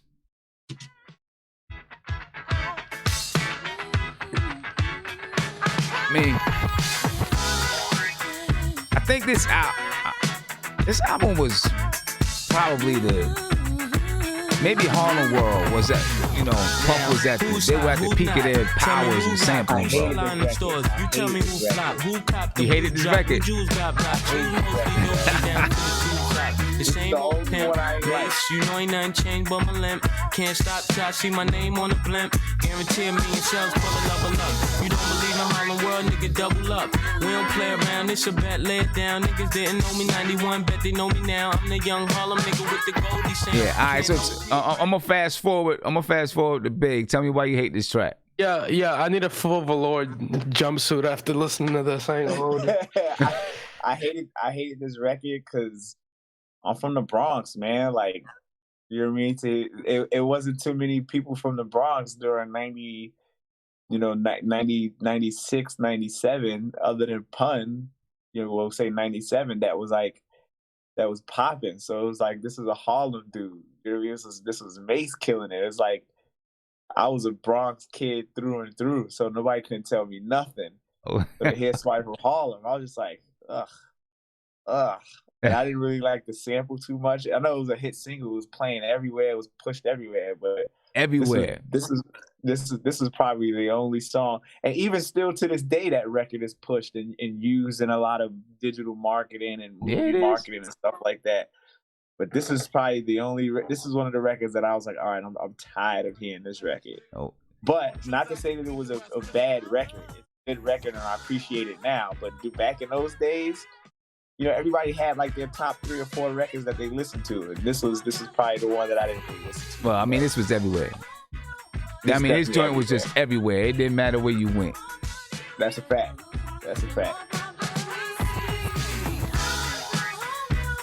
I might have missed Biggie's verse. I don't know. Dang it, let's see. Yeah, there we go. Yep. I be that, catch a seat at all events bent. Gats and holsters, girls on shoulders, playboy. I told ya, me and Mike I lose too much. Step on stage. And then, I mean, but then, of course, and listen, I mean, whoever did the sequencing of the tracks, you know what I mean? I feel like they did it on purpose. They'll play a track like this, and then the next track is Niggas Bleed. Right? And you know, strategic sequencing, man. And you could only really do that with Big. Tell them Blanco sent you. Feel the strangers if no money exchanges. I got these kids in ranges to leave them niggas brainless. All they told is stainless. You just remain as calm as possible. Make the deal go through. If not, here's 12 shots. We know how you do. Please make your killings clean. Slugs up in between. They eyes like true lies. Kill them and flee the scene. Just bring back the coke or the cream. Or else your life is on the shelf. We mean this, Frank. The cats we fucking with put bombs in your mom's gas tank. Let's get this money, baby. They shady, we get shady. Dress up like ladies and burn them in dirty 380s. Then they come to kill our babies. That's all out. I got cats that blow the wall out. Clear them all out. Fuck the fallout. Word to stretch, I bet they pussy. The 7 digits push me. Fucking real. Here's the deal. I got 100 bricks, 14.5 a piece. Enough to cop 6. Buy the house on the beach. Supply the peeps with jeeps. Brick a piece. Capiche? Everybody getting cream. No one considered the leech. Think about it now. That's damn near 1.5. I kill them all, I'll be set for life. Frank, pay attention, these motherfuckers is henchmen. Renegades, if you die, they still get paid. Extra probably, fuck a robbery. I'm the boss, promise you won't rob them, I promise. But of course, you know I have my fingers crossed. Niggas bleed just like us. Picture me being scared of a nigga that breathes the same air as me. Niggas bleed just like us. Picture me being shook, we could both pull burners, make the motherfucking beef cook. Niggas bleed just like us. Picture a nigga hiding my life in that man's hands while he just. And I'm gonna tell you what, man, Biggie had some ill hooks. You know what I'm saying? When Biggie would do his hooks, he just had ill hooks, man. He just had ill hooks. So you got, okay, so you know, kind of a, you know, not really a storytelling song, but maybe he dropped a story or two in there. But then of course you got I Got a Story to Tell.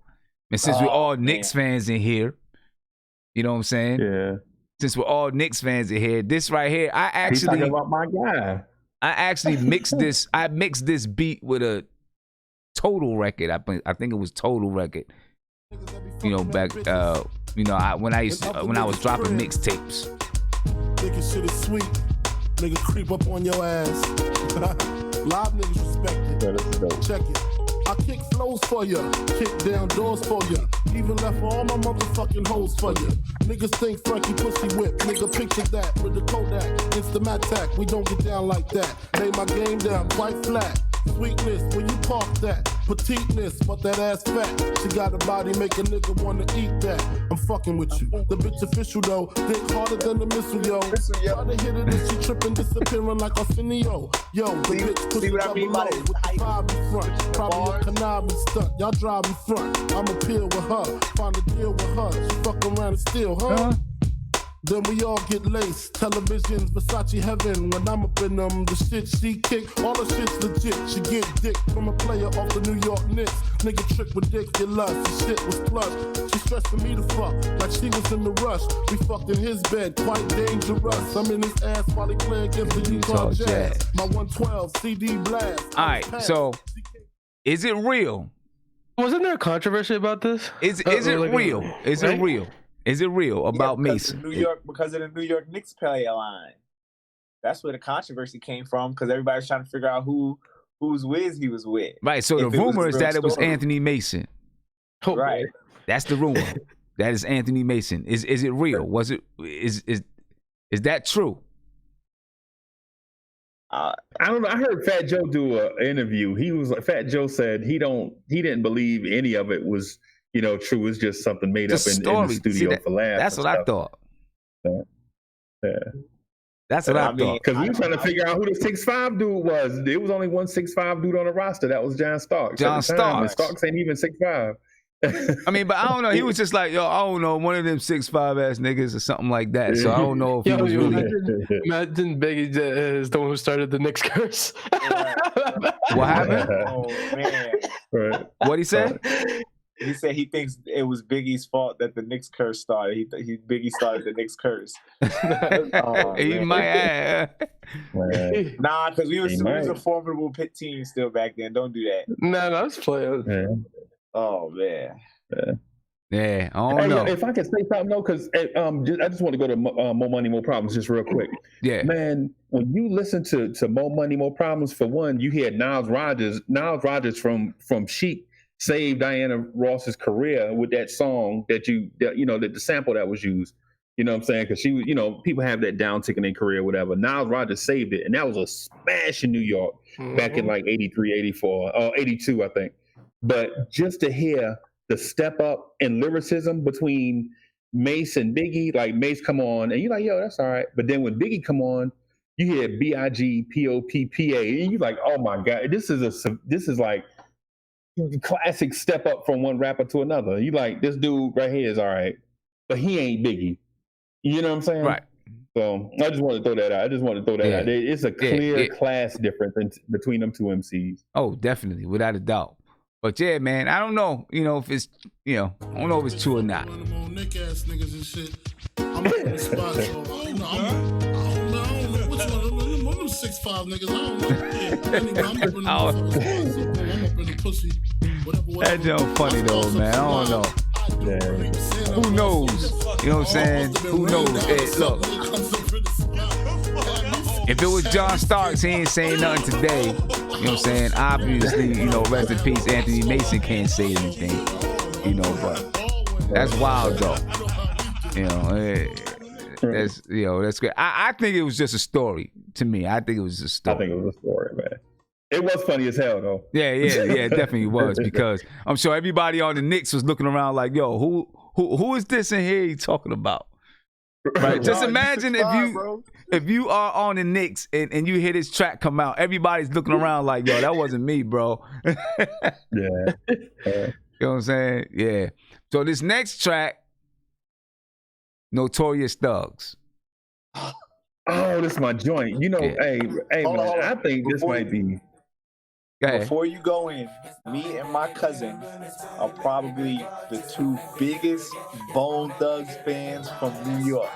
We were the only ones that was bumping 1999, The Art of War, Thugs Resurrection. Like, we were the only ones in the Bronx that was really bumping Bone Thugs.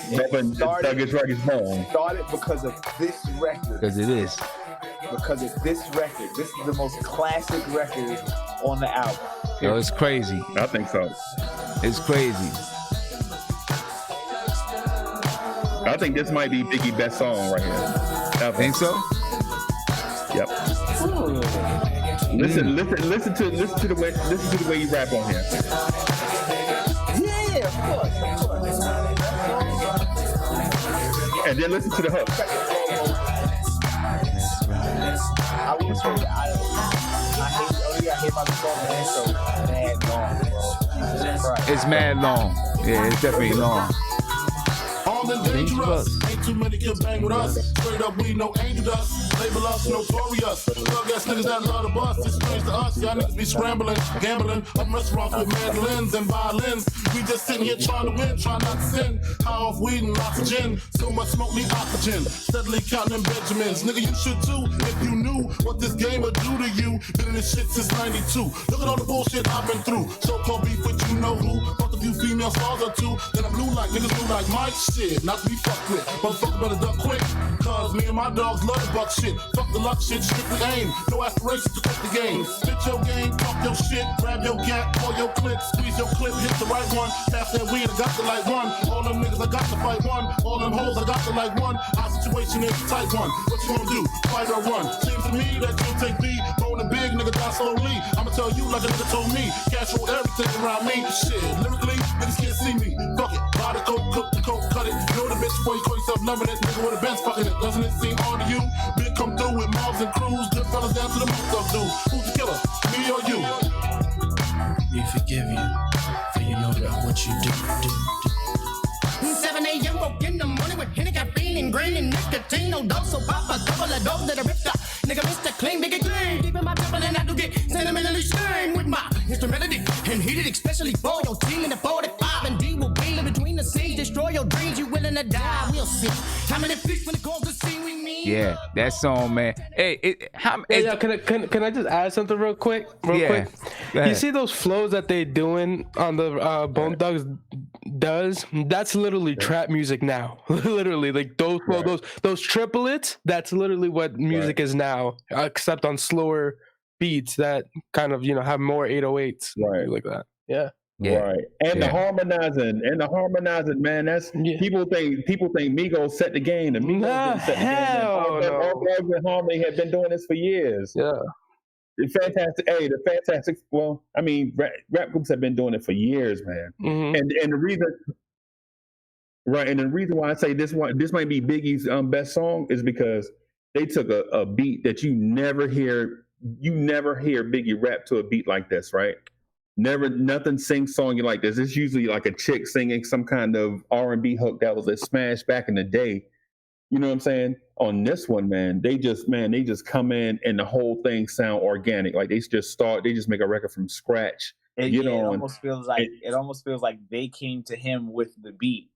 Right. And he was like, I can adapt to anything. You know what I mean? Right. You know, so it's like he knew the playing field that he was on when Bone Thugs came in. He knew Bone Thugs was getting ready to come in there and rap the way that he rapped. Right? He knew that. Even though they could, because you can listen to a bunch of Crazy Bone records and Flesh Bone records, and you know what I mean, and you can hear that they can rap like the normal rappers, but they weren't known for that. They were known for the speed rap and the harmonizing. And he was like, okay, if this is the record that you want me to get into, so that and this is the mastermind of Puff too. So it's like, dang, this is the record that you want me to get to, because now you want me to start appealing to the Midwestern artists. And the Midwestern artists at that time, in Bone Thugs was running it. There was no other Midwestern artists. And to your point though, and you know, I think this is probably the most important thing. The risk he took by trying another style. If he had failed, we would still be talking about that to this day. Or the record may have not even made the album. Yeah, you know what I'm saying? But see, right. And that's where, and this is what these rappers are missing today. That's where you have someone like Puffy there. Okay, you did the track, and he can listen to it and say, it's not good enough. I'm not gonna put it out because it's gonna hurt you. You know what I'm saying? Right. Or he can listen to it and say, yeah, that's dope. We're gonna put it out because it's a dope track. You know, that's where, and today, you know, most of these rappers are doing their own executive producing, and they don't have that ear. You need that other person's ear, you know what I mean, to tell you. I'm going to get to the next one, is Miss You. Motherfucker, the shit just get me so motherfucking mad, because, you know, that was my nigga. Oh, you know? And, like, I had just got the nigga Puff card and shit. Yeah. I knew the shit was about to go down, and my man was, like, hyping it. Like, everywhere it go, me and OB together, and the nigga be like, watch, I'm telling you, when my man get on, it's gonna be some shit. We ain't gonna have to sell this shit no more, I'm telling you. And the nigga just got moped out like that, man. That shit fucked me up, man. Shit fucked a whole lot of niggas up. Yeah, man. I love that nigga O too. That was my motherfucking heart. Yeah. Dedicating this to my nigga O. We miss you, nigga. Going out to all the young niggas that died in struggle. Hold up. Shit is real in the field, you know? Sparking blunts for all you niggas. Word up.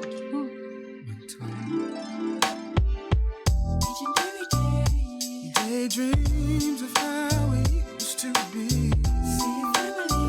And that baby's looking just like you.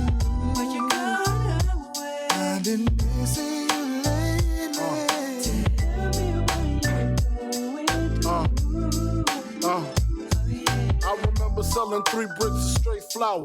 Got my man a beat down to the 3rd power. He didn't care, spent the money in a half hour. Got some fish scale, rained on competition like a shower. Got the coke cooked up, a crackhead Kevin. In 88, when Kane ruled with half stepping. A 38, a lot of mouth was our only weapon. We was kings till the D's crept in, and now I'm listening. All right, so that's Miss You. You know what I mean? And I mean, you can hear the versatility on every single track on the record. You know what I'm saying? Just, you know, from, you know, just different concepts on the record. storytelling on the record.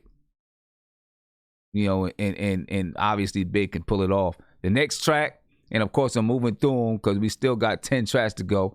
The next track is Another featuring Lil Kim. Fuck you, motherfucker. Fuck you. You ain't shit, you fat motherfucker. Whatever. You said that when you was sucking my dick. You wasn't saying that when you was beating my pussy. You a nasty motherfucker. Crab ass. What do you do when your bitches are true?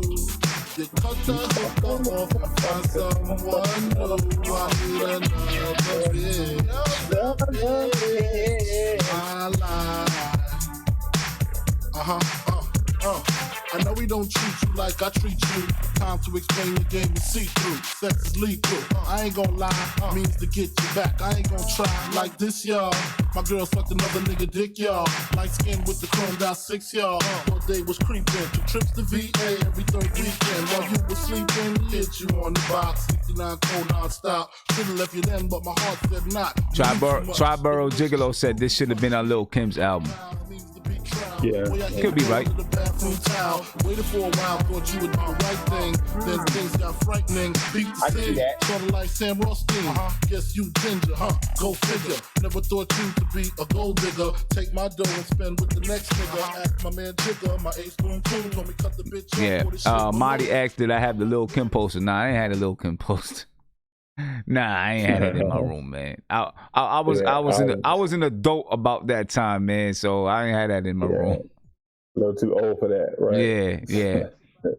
All right. I mean, I'll say this. Tim, don't be shy. If you had a Little Kim poster, bro, I ain't had a Little Kim poster in my room. That didn't mean I didn't walk past and look at the album cover, but I didn't have a Little Kim poster in my room.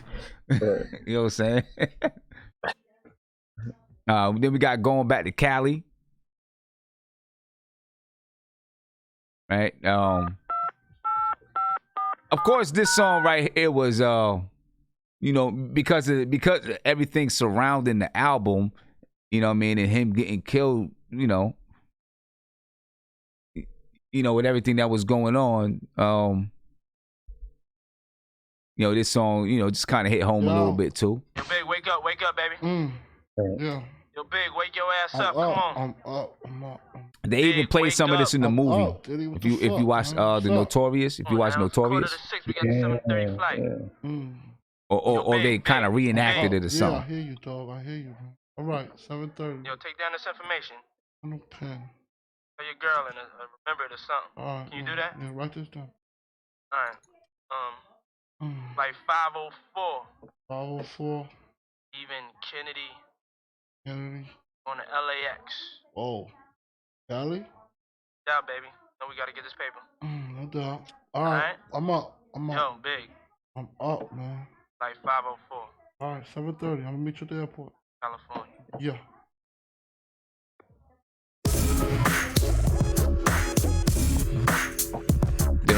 Kind of got a California, got a West Coast, little West Coast, Yep.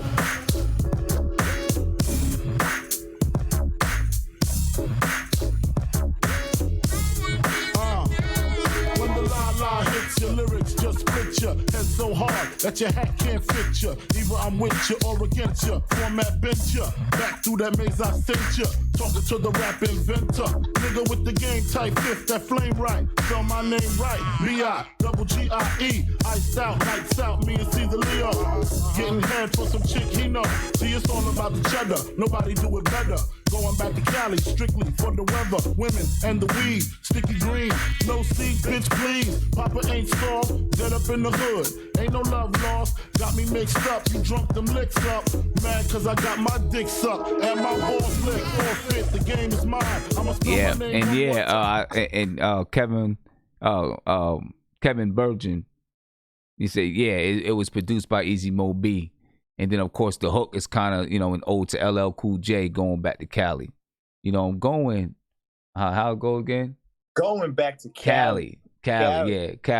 I'm going back to Cali. I don't think so. That joint was tough. Yeah. That joint was tough.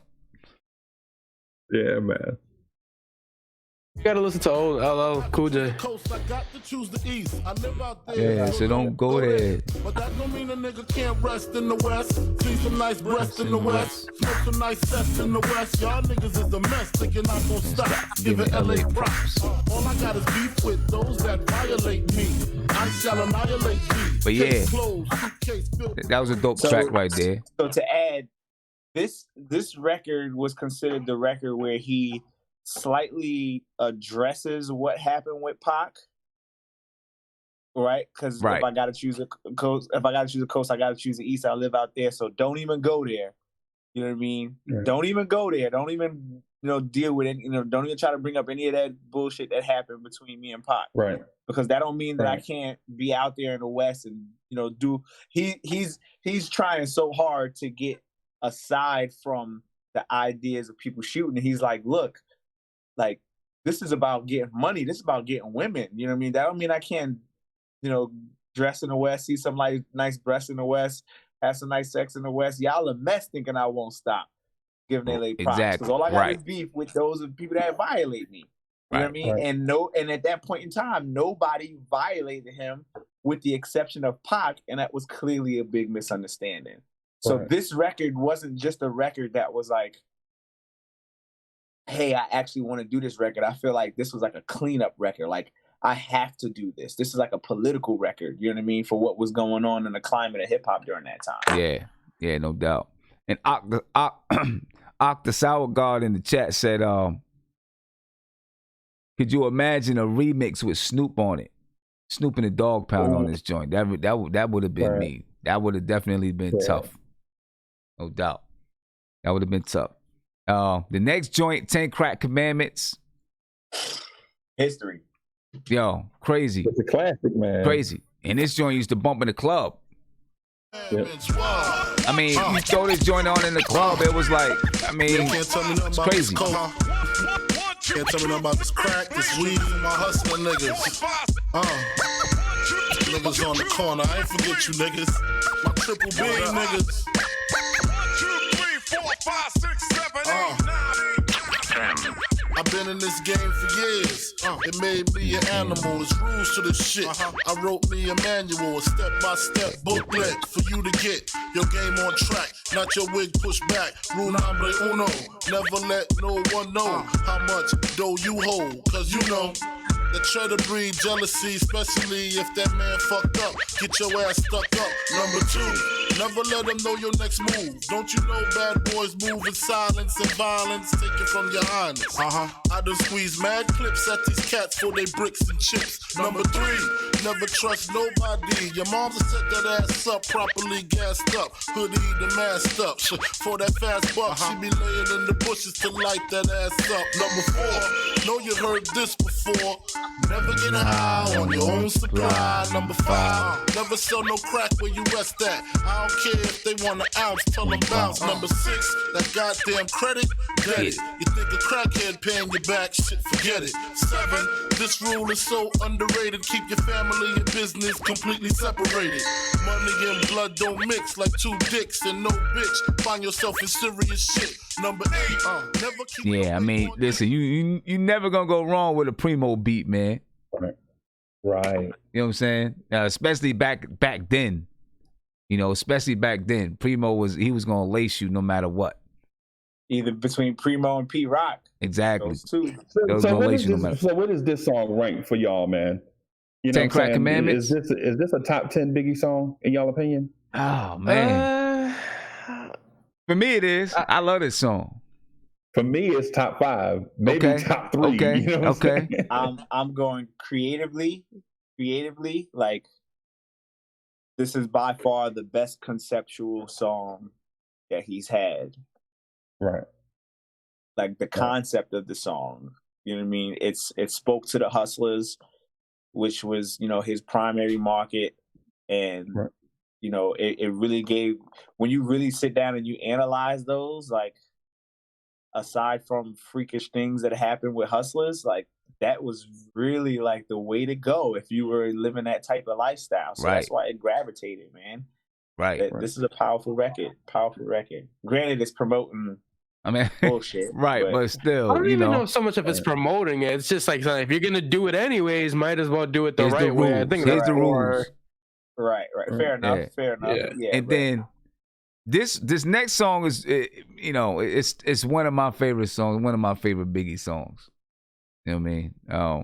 I love this joint right here. You know, it's a song, not a song, whatever you want to call it.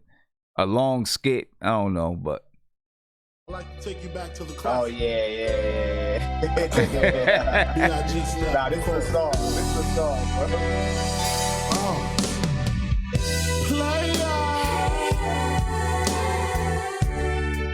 Turn your head round. Lay on the ground. You've been wrong. Wake up. Open the door. Lay on the floor. You've been wrong. You know we need this money.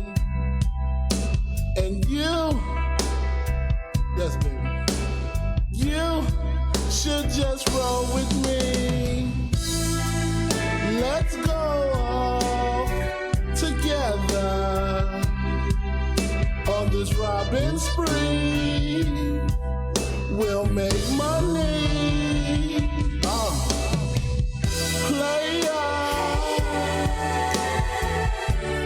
turn your head round. Take off that crown. You've been wrong. Wake up. Open the door. Don't cry no more. You've been wrong. You see, there are two kind of people in the world today. And see, that's the thing. Only Big could do that and it not be considered corny. Yeah, I know exactly how this song came together too. Okay. Like, I've been in so many recording sessions, but you just with a whole bunch of rappers, everyone's just goofing around. This is I guarantee you this is what happened. They're listening to some reggae or something, all of a sudden he just starts saying random stuff and it's like, yo, record it, whatever. Right. yeah, that's how it happens. You know what I'm saying? That's definitely how it happens. But I love that song. No matter, it's a long skit, whatever you want to call it. I love that joint. Right. Next song is Nasty Boy. We're getting down to the last four. I'm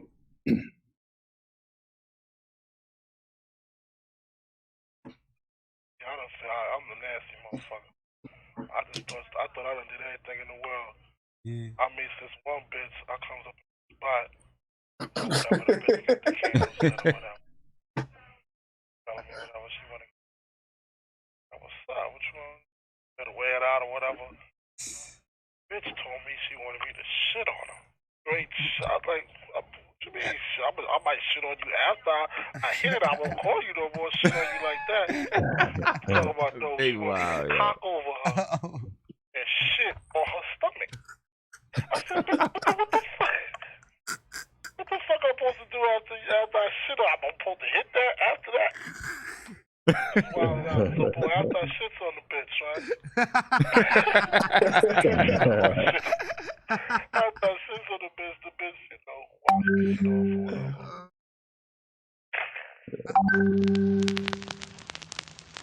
Come on. After yeah. Come on. Yeah. Come on. Yeah. Come on. Yeah. Come on. Yeah. Come on. Yeah. Come on. Come on. Come on. Yeah. Come on. I go on and on and on and don't take them to the crib unless they boning. Easy, call them on the phone and platinum Chanel cologne and I stay dressed to impress. Spark these bitches' interest. Sex is all I expect as they watch TV in the Lex. They know. 4:15, left the club tipsy. Say no more. I'm getting a little copyright thing right there, so I better take it down some. But that was Nasty Boy. Right. Now this next song, This is sky's the limit, you know. And if you watch the movie, this is where, and even before the movie, you know, I think Puff did some maybe an interview or two or whatever, and he talked about how Biggie was really because of things that was going on just in his life. You know what I'm saying? He was in an accident while he was, you know, he had the cane and everything. And he was like, just going over like, yo, I need to, you know, start trying to think on another level. You know what I'm saying? You know, so this right here, this is sky's the limit. Now, you know, what I'm looking at here, let me see something. Before I go on to that.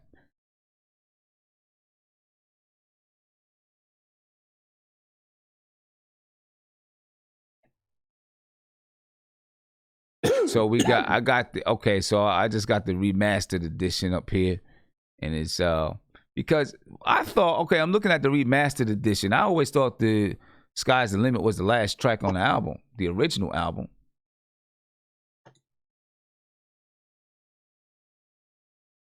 Was it? Say that last part again, Sim. So I always thought Sky's the Limit was the last track on the original album. So right now I got negative. No, it wasn't. Right. Definitely wasn't. Okay. All right. So we got, all right. Maybe I was just wrong. I don't know. Maybe I always felt to myself it should have been the last track. Maybe that's what it is. Yeah, I could agree with that. Yeah, maybe I always said to myself it should have been the last track. But this is Sky's the Limit. This is where he was, you know, starting to kind of, you know, just think a little bit differently. You know what I mean? You know, Sky's the Limit featuring 112. Look at me. Mama love you. And I know you ain't no little boy no more, but you'll always be my baby. It seems like only yesterday I was holding you in my arms. Now look at you now, big man. Yeah. But I worry about you. I worry about you all the time. Hanging out on the corner all times of night with the cruel people. Baby, that ain't nothing but trouble. I always taught you that you could have whatever you dream. Well, I want you to hold on to that dream, baby. Hold on to it real tight. 'Cause the sky's the limit.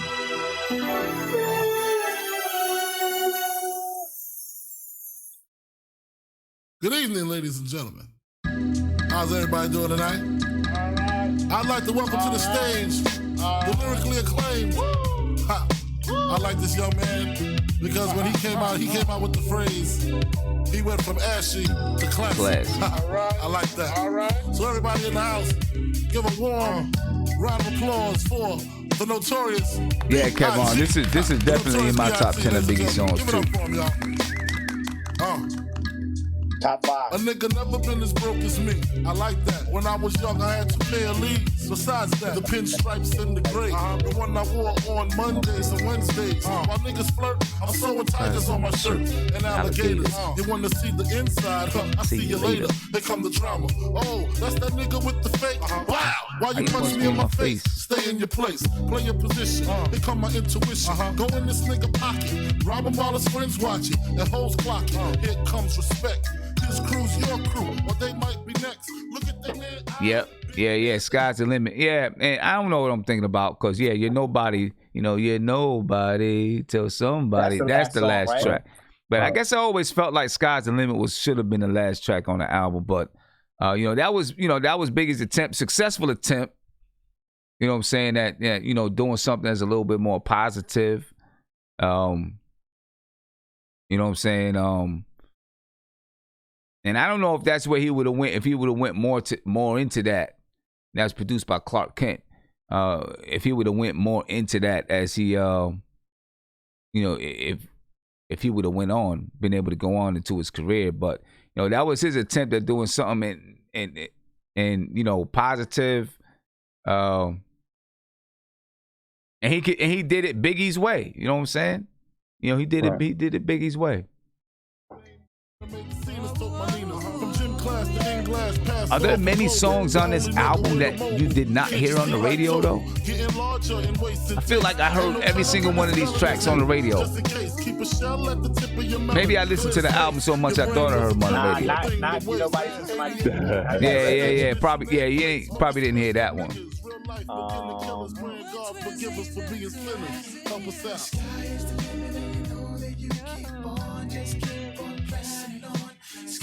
Let me look at this discography real quick. Hold on, that's actually a great. What'd you say? I'm about to look at the song list. I want to see if I can find another song that wasn't played. I don't know, man.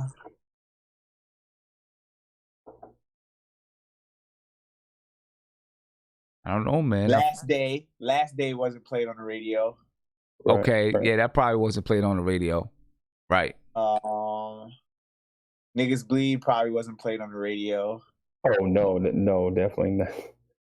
Definitely I Got not. a Story to Tell was played on the radio. That was played I on remember the hearing radio. that. Somebody's Gotta Die. That probably wasn't played on the radio. At least I don't remember. Everything else was played in the radio. Yeah, man, it's crazy. It's crazy. That's like crazy, right? Oh my gosh. I mean, you see how many tracks is on here. It's crazy how many all these tracks is played on the radio. That's nuts. The Puffy effect, yo. Like I say this all the time. If Puffy wasn't in your music videos back in the day, your video was trash. I'm sorry. You said it was That's trash. a fact. That's a fact. Yeah, y'all remember what Usher came out with? The first music video Usher ever came out with "Can You Get With It?" And you see Usher chilling on the car while Diddy's driving it on the drop top. I was like, yo, this is crazy. Can you get with it? Can you get with it? What's that? Yeah. Usher, look it up. That was like Usher was like a teenager at that time. Yeah. Triborough said college radio played some of those. Yeah, they did. I mean, college radio, you can play almost whatever. They definitely played some of them other tracks on college radio. Right. Oh, okay. Yeah, they definitely played that. Let me see this next track. The World Is Filled. This is featuring Too Short, Puffy.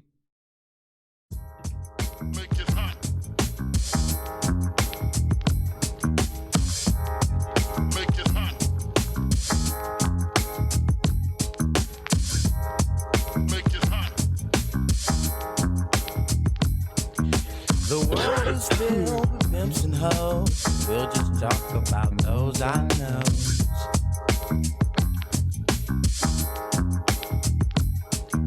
The world is mine, can't you see?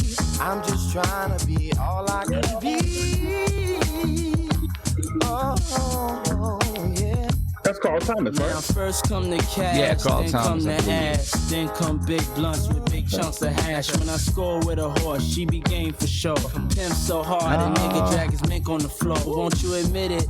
I ain't Maybe gotta not. talk it cause I live it. Any chick fucking with me, believe me, that's a privilege. I won't be satisfied till all my niggas get it. See you hit it, then I hit it. We get it back to split it. And Big be that nigga with me flying through your hood. Maybe it was. I'm looking at the credits. I don't see Carl Thomas on there. I didn't see Carl Thomas on the credits. Carl Thomas could go though. He was rocking back then. He was killing. Turn a freak to a bisexual, and if she's flexible, fuck the nigga next to you. Sounds like him though. We'll just talk about those I know. Play on, player. Play on. The world is mine, can't you see? I'm just trying to be all I can be. Oh, yeah.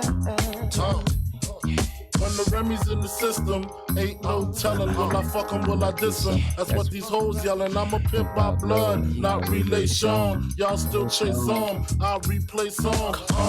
Drunk off dawn, silk and gators, spitting words, make a bird till they flock. See you later, whether drunk or high, skunk or tie. Nigga play against a player, shit, slugs gon' fly. Ain't gon' lie, pimped out her SSI. Nigga, don't ask why, just respect it. She bought me the necklace, the bracelet, the benzo, she laced it. Cribbo got it.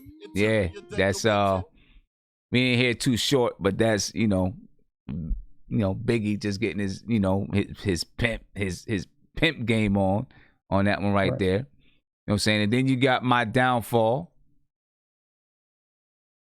featuring DMC.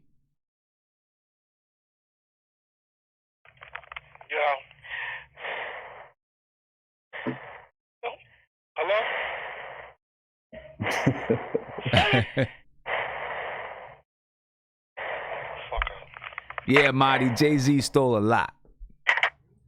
That's his MO. Right. Yeah. Kill you, motherfucker. Hello? Kill you, motherfucker. Word. Go get you, motherfucker. You better watch your motherfucking back. That's my word. The fuck out of here. You better watch your motherfucking back. Watch my back. Word. You soft, dude. You soft. You and your niggas, y'all ain't shit. Watch your motherfucking back. Eat a dick. Jealousy's a motherfucker, you weak, jealous motherfuckers. If you a jealous motherfucker, you just a weak motherfucker. See, when you're on top, motherfuckers just want to bring you down. Motherfuckers don't even know you. I drink filthy, and my mom's and pops mixed me with Jamaican rum and whiskey. What a set off, should've pushed them dead off, wipe the sweat off. Cause in this world I'm dead off, squeeze let off, then sped off. Ain't no shook hands in Brooklyn, army fatigue, bring fatigue to enemies. Look man, you wanna see me locked up, shot up. Mom's crotched up over the casket, screaming bastard, crying. Know my friends is lying, y'all know who killed them, filled them with the Lugas from their Rugas or the desert. Dying ain't the shit, but it's pleasant, kinda quiet. Watch my niggas bring the riot, giving cats the opposite of diets. You gain 30 pounds when you die, no lie. Lazy eye, I was high when they hit me.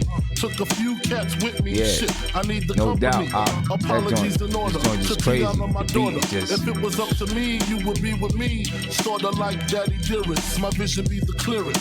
Silences so you can't hear it. Competition still fear it. Shit, don't ask me. I went from ashy to nasty to classy and still. That's not all. MCs have the gall to pray and pray for my downfall. Pray and pray for my downfall. Pray and pray for my downfall. This goes out to cats. Fingers in the ass again. $50 Yeah, that right there, man. That beat is just beautiful. Yeah, that's crazy. Hey, and then that skit too is funny. It's basically like young cats probably won't get it because these cell phones, you know what I'm saying, got good service, and it's like Right, they they can use see cell- you calling them and all of that stuff. But back in the day, like back in the 80s, people used to crank call you and just breathe on the phone. Right. You know, Right. Nah, so see, you like, motherfucker, if I ever catch you, I'm gonna bust you to death. You know what I'm saying? Like that was serious too, because remember back then, the bill was different. Yeah. Like, you paid the bill based off how long you was on the phone for. Right. And it's Right. Pop Dukes used to be like, yo, the phone ringing, go get the phone. You had to run all the way out the backyard, all the way in the house to the living room to get the phone, and you pick up the phone, be like, hello? And then somebody be on the phone breathing. I ran all the way in here and y'all crank calling me. You know what I'm saying? So I mean it's a little cultural thing in there that people probably, you know what I'm saying, don't necessarily get because our cell phones is like mini computers now. But back in the day, you know what I'm saying? You had to, man, you be on the phone with your girl and you hit a little tone and you click over, and then there'd be somebody breathing on the phone. And you was like, yo, I've been trying to get Shorty number for like a week, and then I'm on to finally get on the phone and I click over and somebody breathing on the phone. Someone breathing on the phone. Yeah. Crazy. But, now somebody saying in the chat that was a real death threat though. Like in real life, they recorded it. I don't know. Yeah, it might have been, but back in the day, you probably remember, you probably know, like you probably be like, you know what I'm saying, in the kitchen doing something, maybe homework or something, a phone ring, and you stop, you get up and you answer the phone, it's like somebody breathing. Yeah. And then they just keep calling, and they just keep calling like 10, 12 times. You like, if I ever see this dude. Right. You know what I'm saying? Yeah, man. So I get it.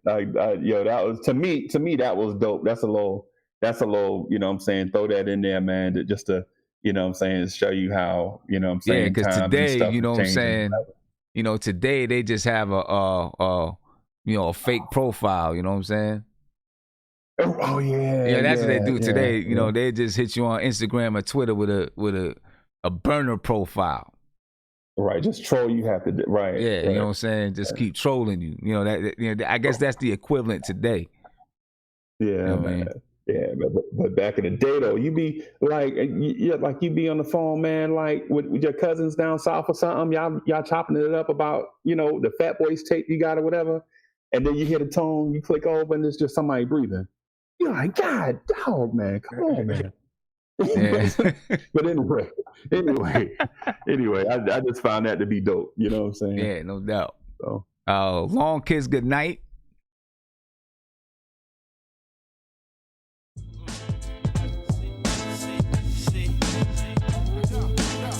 I told you. I told y'all, motherfucker. That stupid nigga, man. I told y'all to stop.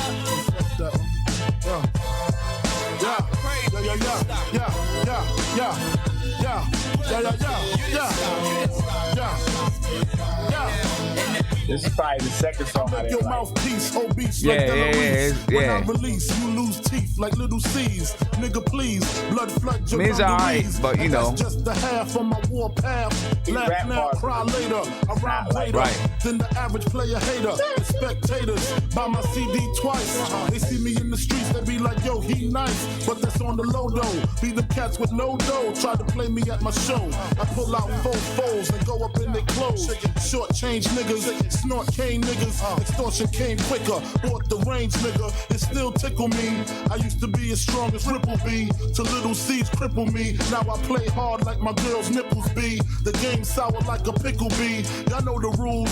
Move from BK to New Jerusalem. Think about all the planes we flew. Bitches Then, we ran but through. you know, Now the years- on another album, not on this album, it might have sound different to you. right.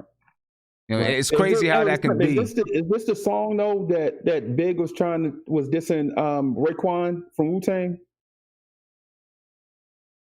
Say what? Is this the song he's dissing Raekwon? Is this the joint where Big was dissing Raekwon? He had like a beef with Raekwon. He just wanted to go, and then like but had the gall to do it like on a RZA beat, which is odd. Well, not odd, but I mean, ballsy. this is produced by RZA. I mean, maybe he was. I don't know.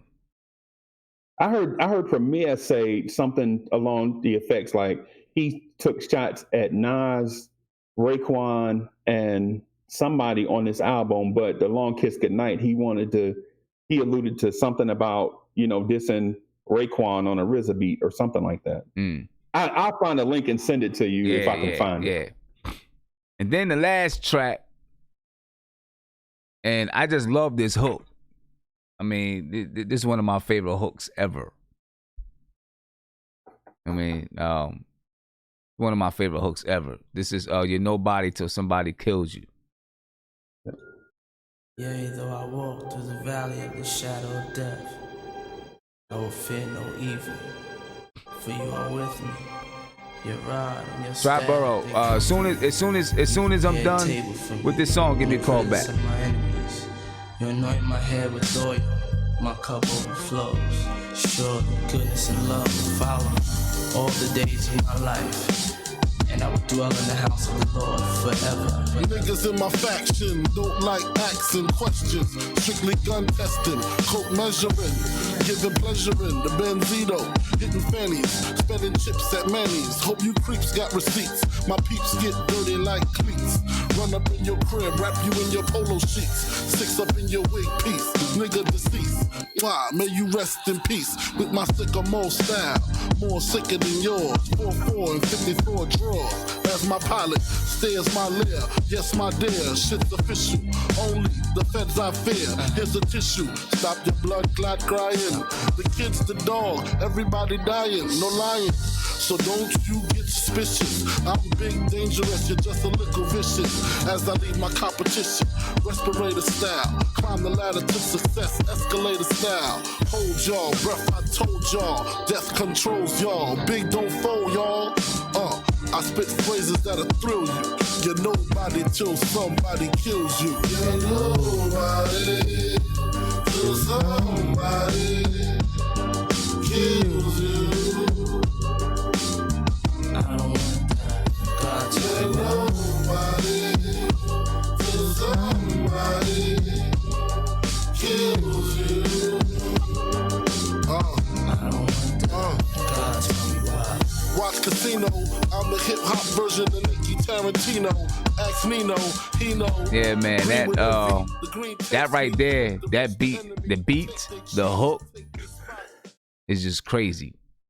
This song Just sounds crazy. like such like a perfect intro to like a TV show or something. I Yeah, don't a know, like movie. a crime show, Yeah. or something like that. That'd be perfect.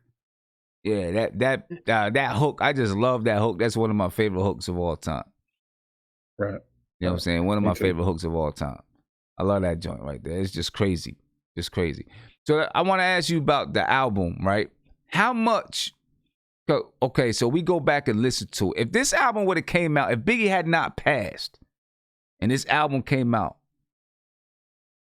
would we have looked at everything on this album the same way? How much did him passing influence us to liking everything on the album? Or is it just, I feel it's just that good. And we would have loved it anyway. But undoubtedly, somewhere along the line, his passing influenced the way that we looked at this album.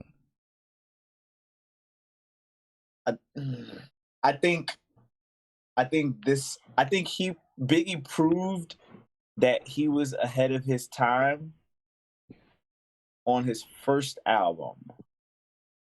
So I'm not even sure if this album would have been a double CD if he didn't die. You know what I mean? Like I feel like there might have been maybe 4 or 5 songs that were taken off. You know, I feel like even for example, you know, the Notorious B.I.G song, I feel like that song was such a hell of a risk, but it was such a, like, if he was alive, it was a hell of a risk to take, but it wasn't that big of a risk to put out because he had died. You know what I mean? I feel like as great as that song was, that song probably wouldn't be a record that he would have put out on that album, or would have been chosen for that album just because of what was culturally going on. And if you want to consider, like, Notorious Thugs had a huge connection with everything on the West Coast, you know, so I don't think that song would have made it just because of what was going on. Okay. I think that the record probably wouldn't nearly have as big of an effect as it did, right? Because we already knew exactly what we were getting out of Big. You know what I mean? We knew exactly what it was getting. You know what I mean? His first album proved that he was, like, you know, essentially the best in New York, right? Like, what other rapper was, you know what I mean? The only other rappers that were coming close to what Big was doing in the fashion that he was doing that was Wu-Tang. You know, so I don't know if, you know, I don't know if his death would have, you know, it's very easy for the fans to jump down my throat right now saying this, but I don't know if this record would have been even put together the way it was if it wasn't for Big dying. Well, and they're saying it, and a couple of people saying in the chat, and when I think back on it, I think they're right that he was promoting a double album before he passed away. Was he? Yeah, yeah. Right. Because we waited so long for the next album. The first one came out in '94. We had to wait till '97 to get another album. You know what I'm saying? So we like, yo, and on top of that, we like, yo, Tupac, keep dissing this dude every chance he get. West Coast dudes just keep dissing this, and we waiting for Big to drop something.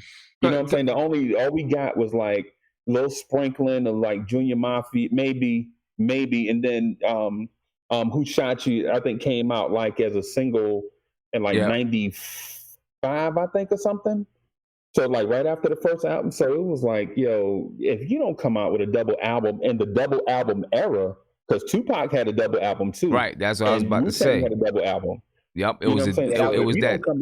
If you don't, and plus Tupac double album might be the greatest double album ever, depending on your preference. You know what I'm saying? That all lies on that. Hey, you know what? That might have to be the next show. We might have to sit down and compare these two. We might have to sit down and compare All Eyes on Me and Life After Death, man. We might have to sit down and compare them joints. You said, right? You know what? Because California Love was a bigger hit than anything Biggie released. Yeah, but there was some joints on there. Super duper mega smash. There was a couple joints on there that I thought was just straight up whack on All Eyes on Me. There was a couple joints I thought was just like, this is trash. That I thought, on the West Coast, they might not have thought that, but I was like, this joint trash right here. Yeah, a couple of tracks. From a biased standpoint, because you already said earlier that you was hating on everything Tupac, and you wasn't playing no Tupac records. So like you, I was always a Tupac fan. I was always a Tupac fan. I was actually a Tupac fan before I was a Biggie fan. Like I was like rocking with Tupacalypse Now. I was a huge Tupac fan. Obviously when Biggie came out, like I became a Biggie fan more than a Pac fan, but I still was a Pac fan, right? And then when they started beefing, as far as a better rapper, I clearly thought that Biggie was a better rapper. But I was always a Tupac fan.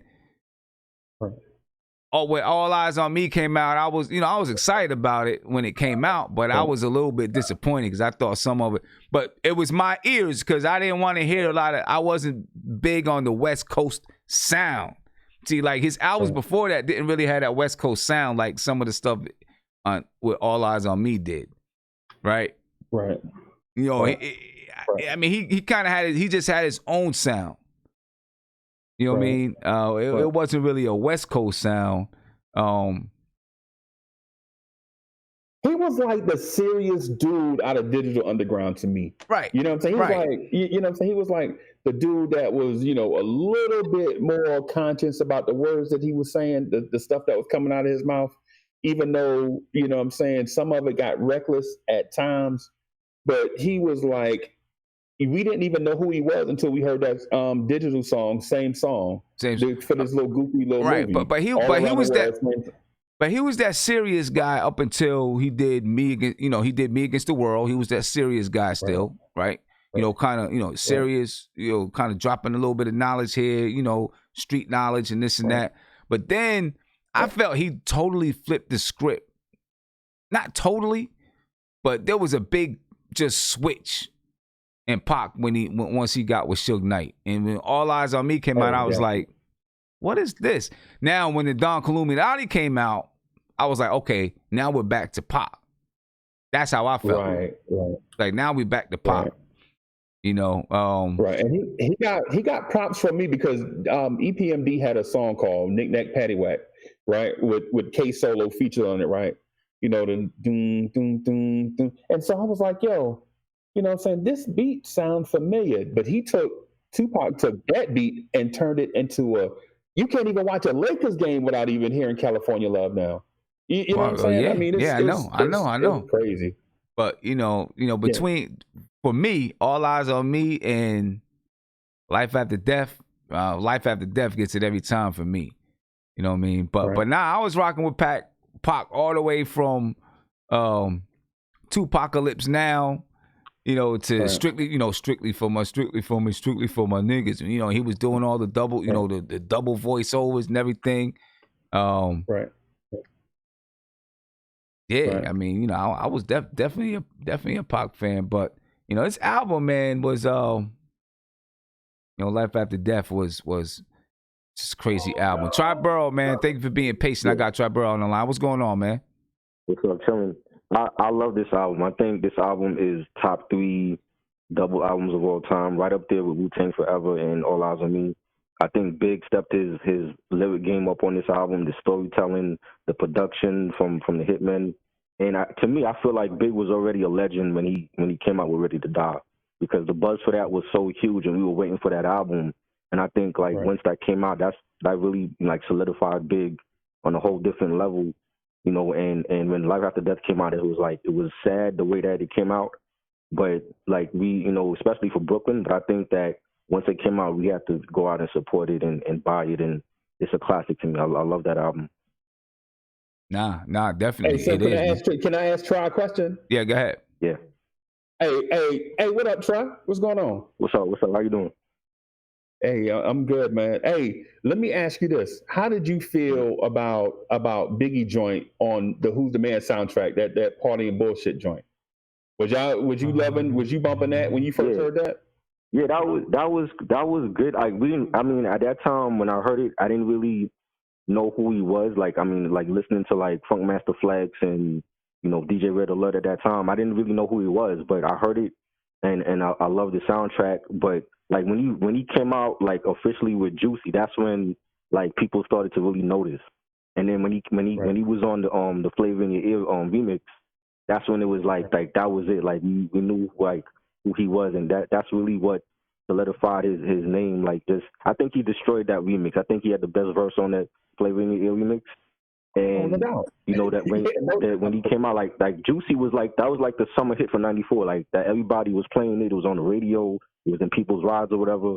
And we couldn't wait until Ready to Die came out. Like we were anxious for that album to come out. I think we were more anxious for that than Illmatic when Illmatic dropped. And that when that dropped, everybody for real. Like because I mean with Illmatic, it was like we when Nas came out with Halftime, when he came out with It Ain't Hard to Tell, and hearing like I mean if you heard like Main Source and he did Live at the Barbecue, like you knew who Nas was, but a lot of people didn't know who Nas was at that time. So once Illmatic came out, it didn't really have that buzz like how Ready to Die or even Get Rich or Die Trying. When that came out, it had a huge buzz for 50's album, and we were waiting for that album, and it was a classic. Yeah, okay. Right. I mean, I know anticipation personally, as far as on a personal level, the most anticipated solo album, as far as my listening goes, is the Snoop album, because I heard Snoop on Deep Cover, right, and I heard Snoop on The Chronic, and it was like, yo, this dude got an album coming out, and The Chronic was so dope and game changing that I was like, yo, even though I heard all of these verses. Even though I heard all these verses on all these dope songs, and I saw him with Dre, you know what I'm saying? And I know Dre got a legendary pedigree, and it's coming from like the NWA family tree. I'm not saying that Snoop Dogg's solo album was as good as Nas's album. I'm talking about the anticipation. But in terms of Biggie though, when I heard this dude Biggie Smalls, I was like, yo, this dude's voice sound funny. He a technician, but his voice is so high pitch, because I heard him on that, and I also heard him on the Supercat joint with him and Puffy with Supercat, the Ghetto Red Hot joint, and I was like, yo, this dude's voice is so high pitched, even though he technically he'd sound impeccable, I don't know if I can listen to this voice for an hour. So then Biggie comes. So then he comes out. I see the Notorious B.I.G. and then he comes out with Juicy, right? And so I hear this dude, you know what I'm saying, just go straight in. It was all a dream. I used to read Word Up magazine, and I'm like, yo, this dude actually, from the time that we first saw him, you know what I'm saying, the first time we first heard him, he actually got better before his album came out. Right. Which made me think this dude right here is going to be in the game for a super long time, because if he can take, you know what I'm saying, if he can get better, and you know what I'm saying, in this little small time, just imagine what's going to happen as he progresses in the game. So I knew I was going to be a fan for a long time. That's what happens, though. That's what happens when you have, I mean, back in them days, you had A&Rs and stuff still to help you grow as an artist and develop and learn your craft. Today, artists are doing that by themselves, by dropping mixtapes, building up a buzz, redefining their game, developing kind of on their own. But the fans are hearing you develop and grow. Right. You know what I'm saying? Right. For some artists, like they're hearing you as you're dropping a mixtape every year, every 6 months or something like that. They're hearing you change and grow. Where back in the day, you might have heard a couple of tracks when they was trying to learn and figure out their voice, but the majority of the people heard them when they were kind of a finished product. Today is a little bit different than that. You know what I'm saying? Yeah, but like you guys talking about Juicy, I think the first track I ever heard from Biggie was, I don't remember. But yeah, Nas said that he was going to use that sample on Life's a Bitch.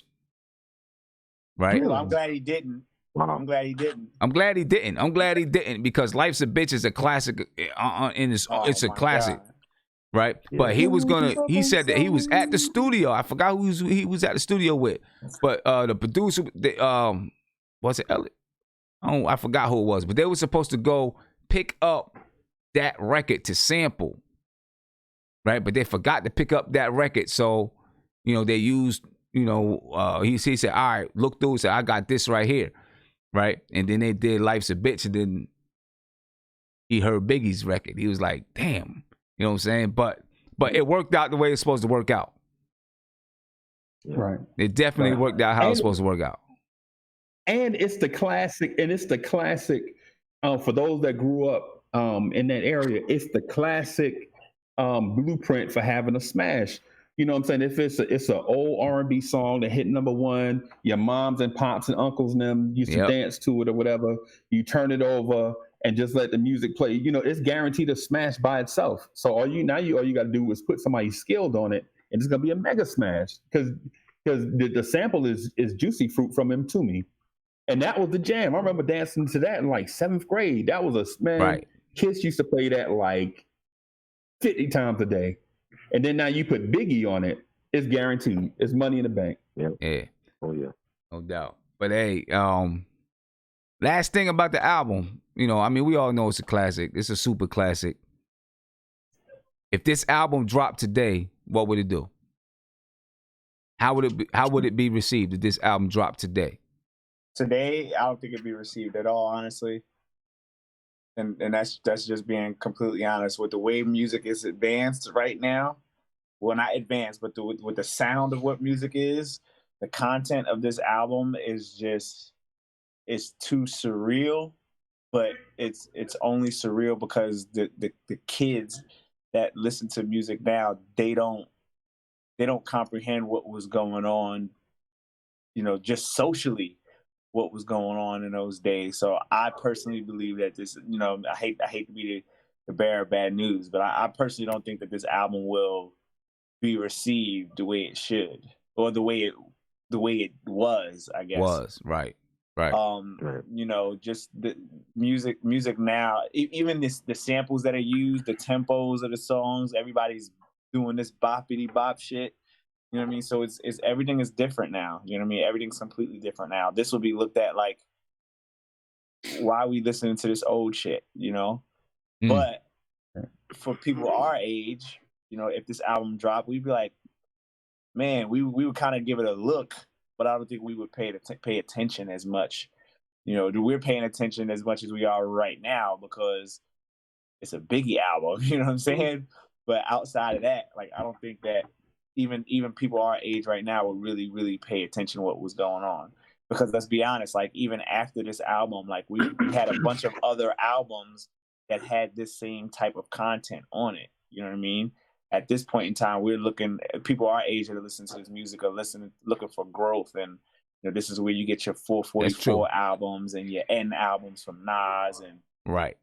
Right. So, the kids wouldn't listen to this album, but we probably wouldn't listen to this album either because nobody's talking about killing people and all of that stuff. Yeah, you're probably right. I kind of agree with you. I agree and I disagree at the same time because it's like, I guess, there's that whole thing. The thing that I agree with you is that most kids now are listening to, trappy kind of music that, you say you do this kind of thing too and whatnot, right? But there are still artists that are lyricists and were able to create multi-platinum albums using essentially what is boom bap, which is artists like J. Cole and things like that. Because I think the mindset that we have when, I guess, Sim asked the question is, how would we rate this now? Well, it depends on how relevant Big still was and, if he was still alive. Like, there's no way to really know. But just based off like the content itself, like in today's era, probably would have been like an 8 out of 10. But like, honestly, that album is a solid 10 out of 10, even if regardless of the era. But in today's era, most people would have seen it like probably like an 8 out of 10. Okay. Now, I mean, so what that says is context means a lot. Yes. When the album comes out, context means a lot. I don't know though, man. So and not to take over, man, but so I was around at the birth of hip hop, right? You know what I'm saying? Where and when I say hip hop, I mean our culture. I'm not talking about no music. I'm talking about I was around at the birth of this thing where we come from the 60s, where it was post jazz, heavy R&B, soul music, to taking those records that your daddy used to buy and flip it over and just play like the beats on it. All we wanted, like, we didn't want to hear none of the heavy instrumentation. All we wanted to hear was the drum parts, the boom, boom, bap, bap, boom, bap. And then we started dancing to that. You know what I'm saying? Because we didn't want to hear, because back then a record would be like 13 minutes. We didn't want to hear like the 13 minutes. You know what I'm saying? All we wanted to hear was just like the drum part. You know what I'm saying? Right. Like when the lead singer stopped singing and the drummer would come in and play. And we would just dance to that. Yeah, exactly. So we would just dance to that. And then after a while, you know what I'm saying, cats be like, you know what I'm saying, get on the mic and say something. And listen, man, I'm here to tell y'all, like how people bash rappers nowadays, talking about they whack. I'm telling you, in the 70s and early 80s, there was rappers out there that was absolutely trash. You was hoping that they would just pass the microphone, but we love hip hop so much we used to listen to them, right? So when because the music that we was listening to was the soundtrack of our lives. We was establishing something. Like cats like for instance, like say Summer get up in the morning and getting ready for school or whatever, and they would be playing all the post-disco stuff early in the morning, right? And then they would slip in one hip-hop song, and we would be like rushing to the thing to hit record on that thing so we can record that song. You know what I'm saying? So, and basically what I'm getting, I got a point that I'm trying to get to is like how we look at hip-hop now, with all these dudes are experimenting with all this weird stuff. People were doing that back in the early 80s. To me, the early 80s and rap music right now is linear, like it's following like the same path. And so to Tim's point, like how would it be received? Like how would Biggie's album be received right now? I think it'd be received exactly the same as it was when it first came out, because hip hop is so linear. Like when you look at like who are the best lyricists of today, you only have like a handful of dudes. But when you look at the best lyricists of the early 80s, there was only a handful of dudes. You know what I'm saying? So it's like when you follow this path of like what was Biggie trying to do with this album, you know what I'm saying? I think it'll be received exactly the same, because it's not like the plight of our people and our culture has changed. It's basically stayed the same. The same stuff we struggled with in the 80s is the same stuff we struggle with now. Okay. So it's like when you release albums like with Notorious B.I.G, people, even though they're younger, they may not have heard it, but when they hear it, they can identify with it. So I think it'll be received the same. Okay. All right. Well, hey, man, I'm about to get out of here. You know what I mean? Rest in peace to Biggie. I always wonder what Biggie would be doing today. You know what I'm saying? Dolly, you silly. Oh, I see him. Yeah. I'm gonna blow it up too. Look, y'all see what Dolly did to me, man. Dolly, see what he did? See how he tried to do me? Y'all see how Dolly tried to do me? All right, that's what's up, though. But I always wonder, man, like what Biggie would be today. You know what I'm saying? You know what he would be doing, what his music would sound like.